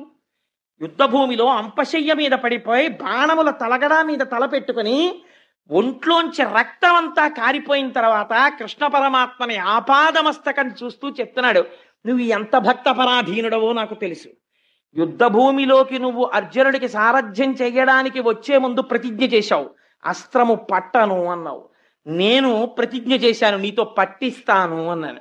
నువ్వెలా పడతావో నాకు తెలుసు. నేనేం చేశానో తెలుసా? 10వ రోజు యుద్ధంలో అర్జునుడి మీద బాణ పరంపర కురిపించి కొట్టేశాను. అర్జునుడిని కొట్టేస్తే నువ్వు తప్పించగలిగినంతసేపు తప్పించి వెనక్కి తిరిగి చూసావు. అసలు అర్జునుడు ఏమైనా యుద్ధం చేస్తున్నాడా అని అనుమానం వచ్చింది. వెనక్కి తిరిగి చూస్తే పూచిన మోదుగు చెట్టులా రక్తం కారిపోతోంది బాణాలతోటి. అంతే. ఎందుకు వచ్చింది నీకు కోపం? నిన్ను నమ్ముకున్న వాణ్ణి నేను కొట్టానని కోపం వచ్చేసింది. ఆ కోపంలో నీ ఒడలు నీవు మరిచిపోయావు పరమాత్మ. అంత భక్త పరాధీనుడివయ్యా నువ్వు. ఆ రోజున ఏం చేశావు? కుప్పించి ఎగసిన కుండలం పులకాంతి గగన భాగం బెల్ల కప్పికొన్నగా లైవ్ టెలికాస్ట్ ఇచ్చేస్తున్నాడు మహానుభావుడు. ఒక్కసారి ఆ ఎడం చేతిలో పట్టుకున్న కళ్ళాలు విసిరవతల పారేసి ఆ వేత్రదండాన్ని నేలకేసి కొట్టి ఇలా కూర్చుని సారథ్యం చేస్తున్నవాడు ఒక్కసారి రథంలోంచి కిందకి గభాల దూకేసేట. దూకేసేటప్పటికి కప్పేసింది. గగన భాగం బెల్ల కప్పికొన్నగా ఉరికిన ఓర్వక ఉదరంబులోనున్న జగముల వ్రేగున జగతి కదుల. అన్ని భువన భాండాలు నీ కడుపులో ఉన్నాయి కదా. నువ్వు ఒక్కసారి దూకేసేటప్పటికి బ్రహ్మాండములన్నీ ఇలా కదిలి అలా దూకేశావు ఆ రోజున. ఉరికిన నోర్వక నుదరంబులోనున్న జగముల వ్రేగున జగతి కదుల. చక్రంబు చేబట్టి చనుదించురయమున పైనున్న పచ్చని పటముజార. అయ్యో, ఉత్తరీయం జారిపోకూడదని కూడా నువ్వు చూసుకోలేదు. పట్టనన్న వాడివి చక్రం పట్టేశావు. పట్టేసి గబ గబ గబ నడిచొచ్చేస్తుంటే నా మీదకి ఎదురుగుండా నేను ధనస్సు పట్టుకుని యుద్ధం చేస్తుంటే ఇలా పట్టుకుని ఇలా కళ్ళు తెరుచుకుని ఇలా వచ్చేస్తుంటే నువ్వు వేసుకున్న ఉత్తరీయం జారి కింద పడిపోయింది. కనీసం ఇలా ఉత్తరీయం తీసివేసుకోలేదు. అంత కోపంతో వచ్చేసావు ఆ రోజున నా మీదకి. అప్పుడు నమ్మి తినాలా ఉనగుబాటు చేయకు మన్నింపు మని క్రీడి మరల దిగువ. బావా బావా బావా బావా అని ధనస్సు పక్కన పారేసి అర్జునుడు దూకేశాడు. దూకేసి పరిగెత్తుకుంటూ వచ్చి నీ కాళ్ళు అట్టుకుని బావా బావా అలా చక్రం పట్టేయకు బావా, నీ భావనైనటువంటి నేను అర్జునుడు చేతకాని వాడైపోతే భీష్ముడితో యుద్ధం చెయ్యలేకపోతే కృష్ణ పరమాత్మ చక్రం పట్టుకుని భీష్ముడి చంపితే మొనగాడై కురుక్షేత్రంలో యుద్ధం చేశాడని రేపు లోకులు నన్ను దెప్పి పడుస్తారు. బావా వదిలేకు బావా చక్రాన్ని, నువ్వు పట్టుకోకు బావా పట్టుకోకు బావా అని అర్జునుడు నీ వెంట పడ్డాడు ఆ రోజున. చక్రంబు చేబట్టి చనుదించురయమున పైనున్న పచ్చని పటముజార. నమ్మి తినాలా ఉనగుబాటు చేయకు మన్నింపు మని క్రీడి మరల తిగువ. కరికి లంఘించు సింహంబు కరణి మెరసి నేడు భీష్ముని చంపుదు నిన్ను కాతు. విడువు మర్జున ఎటంచు మధ్య శిఖవృష్టి తెరలి చనుదెంచు దేవుండు దికునాకు. సింహం ఏనుగుని చంపేటప్పుడు శాతన కగ్ర ఖండితల సన్మజ కుంజర కుంభముక్త ముక్తాతత శైల అంటారు తిక్కన గారు. అలా ఒక్కసారి ఎగిరి సన్నటి నడువుతో దూకి ఆ ఏనుగు యొక్క కుంభస్థలం మీద కూర్చుని పంజాతో కొట్టి చీల్చేసి ముత్యాల్ని పైకి తీసినట్టు ఆనాడు ఏనుగు మీద దూకుతున్న సింహం అన్నట్టుగా నువ్వు చక్రం పట్టుకుని గబ గబ వెళ్ళిపోతూ అర్జునుడు ఎదురొచ్చి కాళ్ళ మీద పడిపోతే ఊరుకో అర్జున పక్కకిలే చంపేస్తాను వాడి భీష్ముడిని ఏమనుకుంటున్నాడో, నీ మీద బాణాలేస్తారా, నిన్ను కాపాడతాను భీష్ముడిని చంపేస్తాను, నేను ఎవరో తెలిసిపోయినా సరే ప్రపంచానికి చక్రం పట్టుకుని చంపవతల పారేయాల్సిందే ఇవాళ ఏమనుకుంటున్నాడు, నేను నీ రథం మీద నిలబడి ఉండగా నిన్ను కొట్టడమా అని బయటపడిపోయాడు ఆ రోజున. భక్తులకు ఎంత పరాధీనుడో అలా మాట్లాడచ్చా, అందరికీ తెలిసిపోదు అర్జునుడి పక్షం కృష్ణుడని. అప్పుడేమో బావా ఎప్పుడు వచ్చి తీవు మునుముందుగా అర్జును నేను చూచితిన్ అని అంత టకరతనం ప్రదర్శించాడు. ఎంతో నైపుణ్యంతో సమానంగా ఇచ్చినట్టు చెప్పాడు. ఇప్పుడు బయటపడిపోట్లా ఎవరి పక్షమో అని కూడా చూసుకోకుండా నేడు భీష్ముని చంపుదు నిన్ను కాతు విడువు మర్జున ఎటంచు మద్ది శిఖవృష్టి తెరలి చనుదెంచు దేవుండు దిక్కు నాకు. ఆ భక్త పరాధీనుడై ఆ రోజున అన్ని మరిచిపోయి అర్జునుడిని రక్షించడానికి తన ప్రతిజ్ఞ భంగం చేసేసి చక్రం పట్టుకుని దూకేసి నా మీదకొచ్చేటట్టు చేసిన ఘనత నాదే. అలాంటి కృష్ణుడి నేను చూశాను రథంలో కూర్చుని యుద్ధం చేస్తూ. ఆ మూర్తి నా కళ్ళల్లో ఉండిపోయింది. మనకి ఉండిపోగలదు ఆ పద్యం నేర్చుకుంటే శిశపద్యం. అలాంటి కృష్ణుడు ఉన్నాడే భక్త పరాధీనుడై యుద్ధ భూమిలో నడిచొచ్చేసిన నా స్వామి. ఇది ఎవరు గీయగలరండి? ఏ చిత్రకారుడు గీయగలడండి? నిజంగా అలాంటి పటాన్ని గీసిన వాడు ఉంటే అది ఎన్ని ఇళ్లల్లో పెట్టుకోవలసినటువంటి పటం అండి నిజంగా. అలాంటి పరమాత్మ అటువంటి దేవుడున్నాడే. కృష్ణుడు అనలేదు, పొద్దున స్వామి అన్నారే సమస్త ఇంద్రియములకు శక్తి ఇచ్చి అంతటా వ్యాపించిన వాడు ఒక ఆకారమును తీసుకుంటే వాడే వాడని నేను గుర్తుపట్టాను. భక్తుల కోసం అంత జారిపోయినవాడు, అంతకి దిగిపోయినవాడు, ఆయన్ని నమ్ముకున్న నన్ను మాత్రం రక్షించడా? నాకెవరు దిక్కు? ఈ అంపశయ్య మీద పడిపోయి ఉండగా వాడే నాకు దిక్కు. అట్టి దేవుండు దిక్కు నాకు అని ఆయన అంటాడు. ఆ అర్జునుడు యుద్ధానికి వచ్చినప్పుడు చాలా పెద్ద మొనగాడిలా యుద్ధానికి వచ్చాడు, మహావీరుడిలా యుద్ధానికి వచ్చాడు. కానీ తీరా యుద్ధానికి వచ్చిన తరువాత అటుపక్క దుర్యోధనుడి సైన్యం ఉంది, ఇటుపక్క పాండవుల సైన్యం ఉంది. మధ్యలో రథాన్ని నిలబెట్టారు. తీరా నిలబెట్టిన తరువాత తనవారి చంపజాలక వెనుకకు నిచ్చు విజయుని శంకన్ ఘనయోగ విద్య బాపిన మునివంజుని పాద భక్తియ సగునునా యొనయును నాకున్. ఆ రోజున ఇంతార్జనుడు వాళ్ళందరినీ చూసి, అయ్యో బావా, అందులో మా బావలు ఉన్నారు, పినతండ్రులు ఉన్నారు, తాతలున్నారు, గురువులున్నారు, వీళ్ళందరినీ చంపేసి ఈ నిత్తుటికుడు నాకెందుకు, నేను యుద్ధం చేయనని ఇంత బేలైపోయి ఇంత గాంధీవం చేతిలో ఉన్నవాడు జావకారిపోతుంటే ఎవ్వరికీ వినపడనటువంటి రీతిలో భగవద్గీతని బోధ చేసి మళ్ళీ అర్జునుడు చిట్ట చివరికి వెళ్ళేటప్పటికి నష్టోమోహ స్మృతిర్లప్త, నా అజ్ఞానం పోయింది, కృష్ణ పరమాత్మ నీ అనుగ్రహం చేత నాకు స్మృతి కలిగింది, ఏది తెలుసుకోవాలో దాన్ని నేను తెలుసుకున్నాను అని యుద్ధం చేసేటట్టుగా తనవారి చంపజాలక వెనుకకపో నిచ్చు విజయుని శంకన్ ఘనయోగ విద్య పాపిన మునివంజుని పాద భక్తియునయును నాకున్.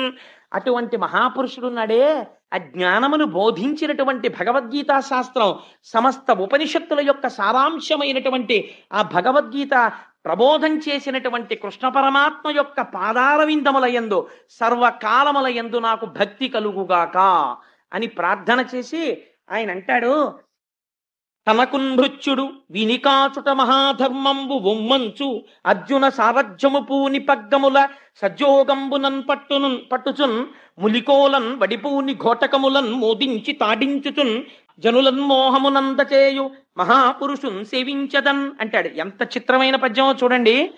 అక్కడికి వెళ్ళినప్పుడు ఎంత చిత్రం జరిగిందంటేట, కురుక్షేత్ర యుద్ధంలో ఆ రథాన్ని పట్టుకుని నిలబడ్డాడు. తీరా నిలబడిన తరువాత దేనికి ఒప్పుకున్నాడు? ప్రపంచంలో 2 పదవులు చెయ్యడానికి ఎవ్వరూ ఒప్పుకోరు. అంటే అవి కొంచెం దిగువ స్థాయిలో ఉండేటటువంటి పదవులు అని భావిస్తారు. కానీ వాటికి ఉండే గౌరవం వాటికి ఉంది. ఒకటి, ఎవ్వరూ కూడా తక్కువ పోస్టుగా భావించేది మెసెంజర్. మెసెంజర్ అంటే ఒక చోటు నుంచి ఫైల్ని ఇంకో చోటికి, లేకపోతే ఒక వార్తని ఒక చోటు నుంచి ఇంకో చోటికి పట్టుకెళ్ళేవాడిని మెసెంజర్ అని పిలుస్తాం. కాబట్టి ఆ ఉద్యోగం ఎవరు ఒప్పుకోరు. రెండోది డ్రైవర్. దానికి ఓ వేళ ఉండదు, పాలుండదు. ఆఫీసర్ గారికి ఎప్పుడు పని తగిలితే అప్పుడే అంతసేపు తిప్పవలసిందే. ఇవాళ సాయంకాలం కొంచెం ఇంటికి వచ్చేస్తారా అండి, శ్రావణ శుక్రవారం అని భార్య ఉందనుకోండి, నా చేతిలో ఏముంది, ఆయన ఎక్కడికి వెళ్తాడో ఇన్స్పెక్షన్కి అంటాడు. పాపం డ్రైవర్ గారి చేతిలో ఏముంటుంది? అందుకని 2 పోస్టులు చాలా క్లేశంతో కూడుకున్నవి. ఈ 2 చేయడానికి అంత తొందరగా ఒప్పుకోరు. కానీ ఈ 2 చేసి ఈ రెండింటినీ కూడా తనకి విరుగులుగా పెట్టుకున్నాడు స్వామి. ఏమిటవి? ఒకటి పార్థ సారథి, నేను గుర్రాలు నడిపానయా అని పోస్ట్ పెట్టుకున్నాడు. రెండవది పాండవ దూత, నేను వాళ్ళకి రాయబారిగా వెళ్ళాను అని చెప్పి ఒక పెద్ద బిరుదు ఒకటి తగిలించుకున్నాడు. అటువంటి పరమాత్మ ఈ 2 పదవులు చెయ్యడంలో ఎలా చేశాడో చెప్తున్నారు ఈ పద్యంలో భీష్మాచార్యుల వారు. ఆ మధ్యలో రథాన్ని నిలబెట్టి ఆ చేతిలో పగ్గాలు పట్టుకుని మునికోలన్ వడిబూని ఘోటకములన్ మోదించి తాడించుచున్. ఆ రథాన్ని నడపడానికి ఒక గమ్మత్తు ఉంటుందండి. మామూలుగా బస్సు నడపడం వేరు. బాగా చీకటి వేళ ఒక రాత్రి 9 గంటలకో 10 గంటలకో బయలుదేరిన బస్సు మరునాడు తెల్లవారకట్ట డెస్టినేషన్కి చేరేటట్టుగా వెళ్లే బస్సులు ఉంటాయి, ఎక్స్ప్రెస్ బస్సులు, లగ్జరీ బస్సెస్ను. అలాంటి బస్సుని నడిపేటటువంటి డ్రైవర్కు ఉండవలసిన సమర్థత వేరు. ఎందుకో తెలుసా అండి, నేను ఒకసారి అనుభవించాను నా జీవితంలో. ఒకసారి తెల్లవారుజామున 3 గంటల వేళ విశాఖపట్నం వెడుతుంటే ఆ బస్సు డ్రైవర్కి మంచి వేసవి కాలం, పాపం ఆయన కూడా మనుష్యుడే కదా, కునుకొచ్చేసి కళ్ళు మూతలు పడిపోయి స్టీరింగ్ అలాగే పట్టుకుని ఉండిపోతుంటే ఆ బస్సు మెల్లగా రోడ్డు సైడ్కి వెళ్ళిపోయిన తర్వాత ఇటుపక్క కూర్చున్న ఆయన అరిచాడు, ఓయ్ బస్సు వెళ్ళిపోతాను. అతను కంగారు పడిపోయాడు. 70 కిలోమీటర్ల వేగంతో వెళ్ళిపోతున్న బస్సు రోడ్డు కిందకి దిగిపోయి ఒక పెద్ద మామిడి చెట్టు ఇంత మాను లేకపోతే ఒక పెద్ద చెరువులోకి వెళ్ళిపోయి, ఆ రోజే వెళ్ళిపోవాలి మేమందరం, ఆ మానుకి గుద్దుకుని బస్సు ఆగిపోయింది. విచిత్రం ఏమిటో తెలుసా అండి, ఈశ్వరుడి రక్షణ ఎలా ఉంటుంది అన్నదానికి చెప్తాను మీకు. అప్పటిదాకా ఇలా కూర్చున్నాను నేను బస్సులో. నాకు ఈ ఈశ్వరుడు బాగా పొడుగైన కాళ్ళు ఇచ్చాడు, కొంగకిచ్చినట్టు. అందుకని నాకు బస్సు ఎక్కితే కాళ్ళతో పెద్ద సమస్య. ఇవి వాటి మధ్యలో ఇరకవు, మోకాళ్ళు నొప్పి. అందుకని ఏం చెయ్యాలో అర్థం కాక రాత్రి కదా అందరూనేమో హాయిగా పొట్టికాళ్ళ వాళ్ళు పడుకుంటారు ఇలా కాళ్ళు ముందెట్టుకుని. నాకు ఆ ప్రాప్తం లేదు. ఏం చెయ్యాలో అర్థం కాక ఈ 2 కాళ్ళు పైకెత్తి మోకాళ్ళు ఎదుటి కుర్చీకి పెట్టుకుని ఇలా వెనక్కి పడుకున్నాను. పడుకోవడంలో 70 కిలోమీటర్ల వేగంలో వెళ్ళిపోతున్న బస్సు మామిడి చెట్టుని ఢీ కొడితే నేను ఒక్కడిని మాత్రం ఈ మోకాళ్ళు అడ్డుండడంలో ఇలా ముందుకొచ్చి వెనక్కి వెళ్ళిపోయాను. మిగిలిన వాళ్ళు అందరూ స్పృహ తప్పిపోయారు, నా భార్యతో సహా అందరూ స్పృహ. నేను ఒక్కడినే ఆ రోజు బస్సులో తెలుగులో ఉన్నవాడిని. ఎంత భయంకరమైన పరిస్థితితో చూడండి. పెద్ద చప్పుడుతో బస్సు ఆగిపోయింది. నాకు ఒక రకమైన వెర్రిలో వచ్చేసింది. లేచి చూసేటప్పటికి ఎక్కడ చూసిన రక్తమే బస్సు నిండా. అందరూ పడిపోయినారు, ఎవ్వరు లేరు. నేను ఒక్కడనే నిలబడి ఉన్నాను బస్సులో. ఏమైంది ఏమైంది అని అరిస్తే ఒక్కొక్కళ్ళకి తెలివి వచ్చింది. దిగితే నాతో పాటు మా మేనల్లుడు వస్తున్నాడు. వాడికి కాలు విరిగిపోయింది ఆ బస్సు కొట్టేసుకుని. ఇలాగా దెబ్బలు తగిలి స్పృహ తప్పిపోయారు. చెట్ల కింద పడుకోబెట్టారు. సరే వైజాగ్లో పెట్రోలింగ్ వ్యాన్స్ వచ్చి తీసుకెళ్ళాయి. మా మేనల్లుడికి కట్టు కట్టించడానికి నేను వైజాగ్ హాస్పిటల్కి వెళ్ళేటప్పటికి పరిస్థితి ఏమిటో తెలుసా అండి? చాలా మందికి ఇక్కడ పళ్ళు ఇక్కడికి వచ్చాయి. ఇలా కొట్టుకోవడంలో ముందు కుర్చీలకి ఈ పళ్ళు వెళ్ళి ఇలా కొట్టుకోవడంలో ఈ పళ్ళు ఒక్కసారి దెబ్బ కొట్టి ఇక్కడ పళ్ళన్నీ ఇక్కడికి వచ్చేసాయి. ఇలాగా వాళ్ళందరికీ ఒకే ఆపరేషన్. ఇక్కడ వరకు కోసేసి ఆ పళ్ళు పీకుతున్నారు. ఆ రోజు రక్షించిన వాడు ఎవరండి? పరమాత్మ. డ్రైవర్ అంటే అంత సామాన్యం కాదు. ఒక రాత్రి అయ్యేటప్పటికీ మనం హాయిగా టిఫినో భోజనమో చేసేసి బస్సు ఎక్కేసి అంతే కునికేయడం మొదలెడతాం. కొనకని వాడు అందులో ఆయన ఒక్కడే ఉంటాడు. ఆయన కూడా దిక్కుమాలి వీళ్ళందరూ హాయిగా పడుకున్నారని ఆయన కూడా కొంచెం ఇలా కునికాడు అనుకోండి, అయిపోయామే. అంతవరకు ఎందుకంటే ఒక బ్రేక్ కొట్టాడు అనుకోండి, ఎంతమందికి ఫ్రాక్చర్లు అయిపోతాయో. రాత్రి 10 గంటల నుంచి తెల్లవారుజామున 6 అయినా 7 అయినా 10 అయినా నిద్రపోతుంటాడు ఒక్కొక్కడు. వాడికి దెబ్బ తగలకుండా బ్రేక్ వేయకుండా అంత జాగ్రత్తగా కొంచెం ఎక్కువసేపు హారన్ కొడితే ఏంటయ్యా బాబా హారన్ తినేస్తున్నావు అంటారు. కొంచెం పాటలు పెట్టుకున్నాడు అనుకోండి, ఆ పాటలు ఏమిటయ్యా అంటారు. అలా జాగ్రత్తగా ఆ బస్సు మీదే దృష్టి పెట్టుకుని నడపాలి. రథం లోపల ఉన్న వాళ్ళ క్షేమం అంతా ఎవరి మీద ఉంటుందో తెలుసా అండి? రథం నడిపేవాడి మీద ఆధారపడి ఉంటుంది. వాడికి కనురెప్ప పడింది అనుకోండి, ఇందులో ఉన్న వాళ్ళు ఎంతంత గొప్పవాళ్ళైనా సరే పార్థివ శరీరాలు మాత్రమే మిగులుతాయి మర్నాటికి. అలా అంత జాగ్రత్తగా నడపాలి. అందుకే పోతన గారు ఎటువంటి అనువాదం అండి. తనకున్ భృత్యుడు, అయ్యయ్యో వీడు నా భృత్యుడు, నా సేవకుడు, నన్ను నమ్ముకున్నాడు. ఆయనేమో చూసిన వాళ్ళు ఏమనుకుంటారు? అర్జునుడు చాలా గొప్పవాడు, రథి, సారథి తక్కువ వాడు అనుకుంటున్నాడు. వ్యాసుడు అసలు నిజం చెప్పేస్తున్నాడు. లోపల వాడిని రక్షించడానికి ఈయన పదవిలోకి వచ్చాడు. తనకున్ భృత్యుడు వీనికాచుట మహాధర్మంబు, వీడిని రక్షించాలి, అందుకుని నేను సారథిగా ఉండాలి. లేకపోతే వీడు ఎవరి మీదకి వెళ్ళిపోతాడో ప్రమాదం. అందుకని వీడిని రక్షించుకోవడానికి నేను ఉండాలి సారథిగా. వీనికాచుట మహాధర్మంబు ఒమ్మంచు అర్జున సారథ్యము పూని. ఎంత దారుణమైన పదం అండి అది.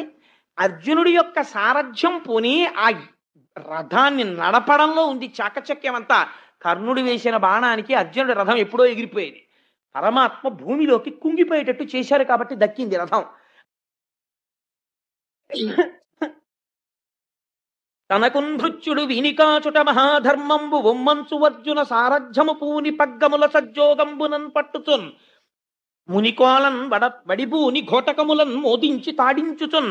ఆ గుర్రాల్ని ఇష్టం వచ్చినట్టు కొట్టేశారనుకోండి, కంగారు పడిపోయి కనురెప్పల పైకి ఒకడు ఆగ్నేయాస్త్రం వేసేస్తాడు, ఎక్కడో మంటలు చిమ్ముతూ పైకి లేచిపోతున్నాయి. వెనకాలన్నవాడు సామాన్యమైన వాడు ఏంటంటే, అర్జునుడు ఒక్కొక్క అస్త్రం ప్రయోగించాడంటే ప్రతిద్వందులు ఎటువంటి వాళ్ళు ఉంటారు, అటువంటి వాళ్ళు చేసుకుంటుంటారు యుద్ధం. ఏదో టీవీ చూస్తూ ఉండిపోయినట్టు నోరు ఎల్లబెట్టుకుని వాడేసే బాణాల వంక ఈయనేసే బాణాల వంక అలా చూస్తూ ఆకాశం వంక చూస్తూ కూర్చున్నాడు అనుకోండి, భలే ఉన్నాయిరా కొట్టుకుంటున్నాయని.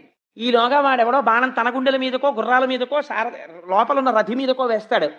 అన్ని ఆకర్షణీయమైన సన్నివేశములు, అటువంటి అస్త్రములు, ప్రయోగాలు, ఉపసంహారాలు జరిగిపోతుంటే తన దృష్టి మాత్రం వెనకాతల ఉన్నటువంటి రథిని రక్షించుకోవడం మీదే ఉండాలి. ఒకవేళ ఇలా ముందుకుంటాడు కానీ ఇలా చూసుకుంటూనే ఉండాలి. రథి అలిసిపోయాడు అనుకోండి, సారథికి ఒక స్వాతంత్రం ఉంటుంది. రథి అలిసిపోతే రథాన్ని జాగ్రత్తగా యుద్ధభూమిలోంచి తప్పించి తీసుకెళ్ళిపోవాలి, ఎవరికి దొరకకుండా తీసుకెళ్ళిపోయి. అందుకే చేతక్ అని బజాజ్ కంపెనీ వాళ్ళు అడాప్ట్ చేసుకున్నారు. రాణా ప్రతాప్ సింగ్ యుద్ధంలో పడిపోతే ఆ గుర్రం శత్రువులకి దొరకకుండా రాణా ప్రతాప్ సింగ్ ని తీసుకుని కోటకు వచ్చేసింది. ఆయన పెట్ హార్స్ పేరు చేతక్, అందుకనే ఆ స్కూటర్కి చేతక్ అన్న పేరు వాళ్ళు అడాప్ట్ చేసుకున్నారు. అంత తెలివైన వాడై ఉండాలి సారథి. ఉండి వెనకాతల రథిని రక్షించుకునేవాడై ఉండాలి. ఘోటకములను మోదించి తాడించుచున్, దానికి అవసరమైనట్టుగా గుర్రాల్ని కొడుతుండాలి, రథాన్ని తిప్పుతుండాలి. ఇది నిజ జీవితంలో కూడా ఆయన సారథిగా మనం పెట్టేసుకున్నాం అనుకోండి, మన ఇంద్రియాల్ని ఎప్పుడు ఎలా వాడాలో అలా ఆయన వాడేటట్టు చేస్తాడు, ఆయన నియంత్రిస్తాడు, ఆయన నడిపిస్తాడు. ఎప్పుడు విజయమే. ఎందుకని సారథి ఆయన ఉన్నాడు. ఘోటకములను మోదించి తాడించుతున్, ఏం చేస్తున్నట్ట? ఒక గొప్ప పని చేస్తున్నట్టు ఇవాళ సారథిగా ఉండి. ఎదురుగుండా ఉన్న వాళ్ళందరూ కూడా ఆయన్ని చూసి సమ్మోహపడిపోతున్నట్ట. ఎంత బాగున్నాడో చూడు, అసలు ఆ సారథి చూడు ఎంత అందంగా ఉన్నాడో, ఎంత అందంగా. కృష్ణుడు అంటే మాటలు ఏంటంటే గోపికలు అన్నారు, నల్లనివాడు మేలి చిరునవ్వులవాడు. ఎలాగో వచ్చేస్తుంది కదా రాసక్రీడ అక్కడ విందురు గాని రాసలీలలో. అందుకని ఆయన్ని చూసి సమ్మోహపడిపోతున్నారట. అటువంటి రూపం చూపించి శత్రువుల్ని కూడా వంచేశాడు. అటువంటి స్వామి ఉన్నాడే, అర్జునుడు రక్షింపబడ్డాడంటే ఆయనే కారణం. అటువంటి వాడు నా హృదయమునందు నిలబడుగాక. ఈ భక్తిలోంచి ఒక్కసారి దూకేశాడు జ్ఞానంలోకి. ఎంత గొప్ప మాట చెప్పాడో చూడండి. ఇదే ఆఖరు పద్యం భీష్ముడిది.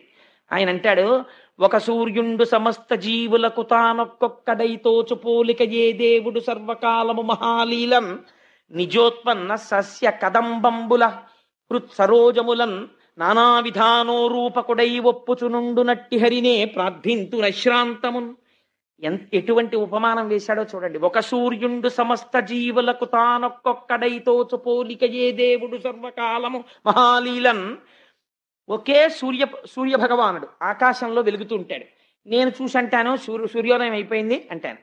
నా భార్య అంటుంది, అడుగో సూర్యుడు వచ్చేసాడంటుంది. ప్రతివాడికి ఒక్కొక్క సూర్యుడిలా కనపడుతుంటాడు, కానీ ఉన్నదొక్కడే సూర్యుడు. నిజోత్పన్న సస్య కదంబంబుల హృత్సరోరుహములన్ నానా విధానో రూపకుడై ఒప్పుచునుండు నట్టి. ఇదే పొద్దున్న స్వామీజీ అన్నారు, ఇదే మంగళత్వం. అనేకములుగా కనపడుతుంటాడు, కానీ ఉన్నది మాత్రం ఒక్కటే పదార్థం.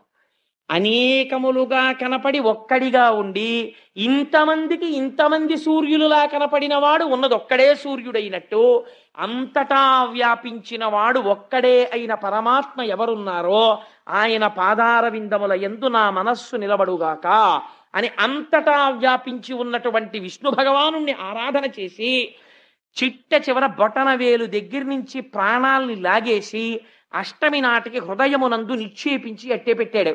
ఆఖరణ విష్ణు భగవాను ఎదురుగుండా చూస్తూ భీష్ముడు చూశాడు.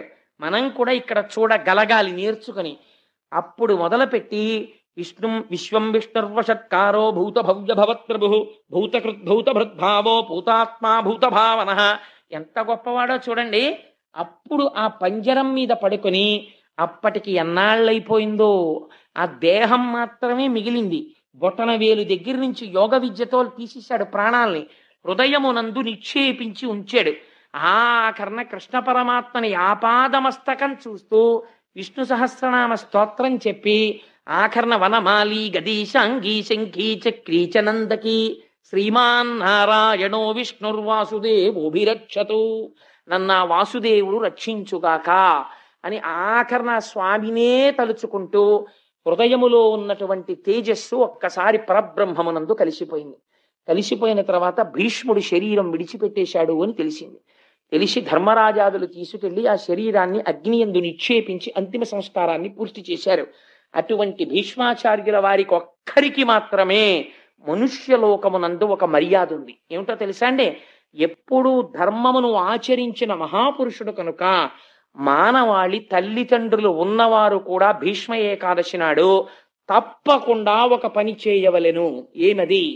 తలస్నానం చేసి భీష్మాచార్యుల వారికి తర్పణ ఇవ్వాలి. తర్పణ ఇవ్వనటువంటి వాడు కృతజ్ఞుడు. భీష్ముడికి తర్పణ ఇచ్చి తీరాలి, నాకు కూడా అటువంటి ధర్మము కలుగుగాక అని. తల్లిదండ్రులున్నా సరే దోషం లేదు, భీష్ముడికి ఇవ్వాలి తర్పణ, ఇచ్చి తీరాలి ప్రతివాడు. అటువంటి భీష్మ ఏకాదశి మహాపర్వదినం. అందుకని ఇవాల్టి రోజున ఆ భీష్మ స్తుతిని చెప్పుకొని భీష్ముడి యొక్క జీవితాన్ని, ఆయన చరిత్రని ఒక్కసారి చెప్పుకుందాం. ఇంత పరమపావనమైన వేళ ఇటువంటి అసుర సంధ్య రోజున అది చెప్పుకుంటే మన జీవితాలు సార్థకత చెందుతాయని మొన్నటి రోజు చెప్పవలసినటువంటి ప్రసంగాన్ని ఇవాల్టి రోజు చేశాను, భీష్మస్తుతి. రేపటి రోజు ద్వాదశి. మనకి భాగవతంలో ఒక నియమం ఉంది. ధ్రువోపాఖ్యానము అని ఒక ఉపాఖ్యానం ఉంది. మిగిలినవి ఎప్పుడైనా వినొచ్చు. కొన్నింటికే కొన్ని నియమాలు ఉంటాయి. అందులో అన్నిటికన్నా చాలా గొప్ప నియమం ఏమిటో తెలుసా అండి? మీరు క్రతువు చేసేటప్పుడు ఒక పుణ్యదినం నాడు ఒక వ్రతం చెయ్యమంటే మీ మనస్సు అక్కడ ఉండొచ్చు, ఉండకపోవచ్చు.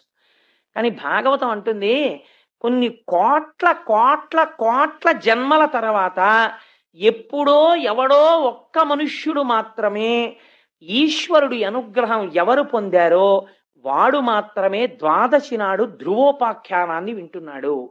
ద్వాదశి నాడు ధ్రువోపాఖ్యానం వింటే ఎన్ని ఫలితాలు వస్తాయో, ఎన్ని గ్రహాలు ఉపశాంతి పొందుతాయో, ఎంత మేలు జరుగుతుందో రేపు మీరు విందురు గాని. జగద్గురువై భీష్మాచార్యుల వారికి మోక్షం ఇచ్చినటువంటి రోజు ఈ భీష్మ ఏకాదశి పర్వదినాన ఇప్పుడు మనం శ్రీ చాగంటి గురువు గారు చెప్పిన భీష్మస్తుతి స్తోత్రాన్ని ఒకసారి చదువుకుందాం. భీష్మస్తుతి.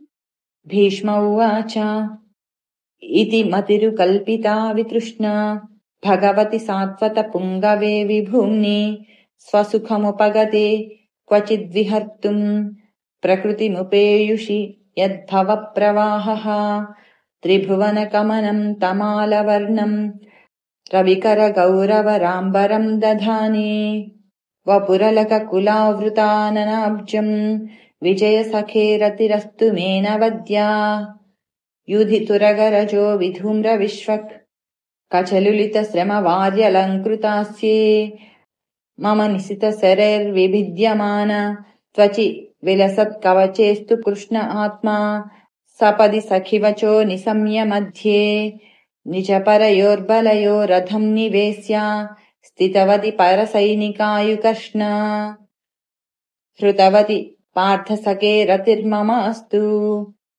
వ్యవహిత పృథానాముఖం నిరీక్ష స్వజనవధాద్విముఖస్య దోషబుద్ధ్యా కుమతి మహరదాత్మ విద్యయా యశ్చరణరతి పరమస్య తస్య మేస్తు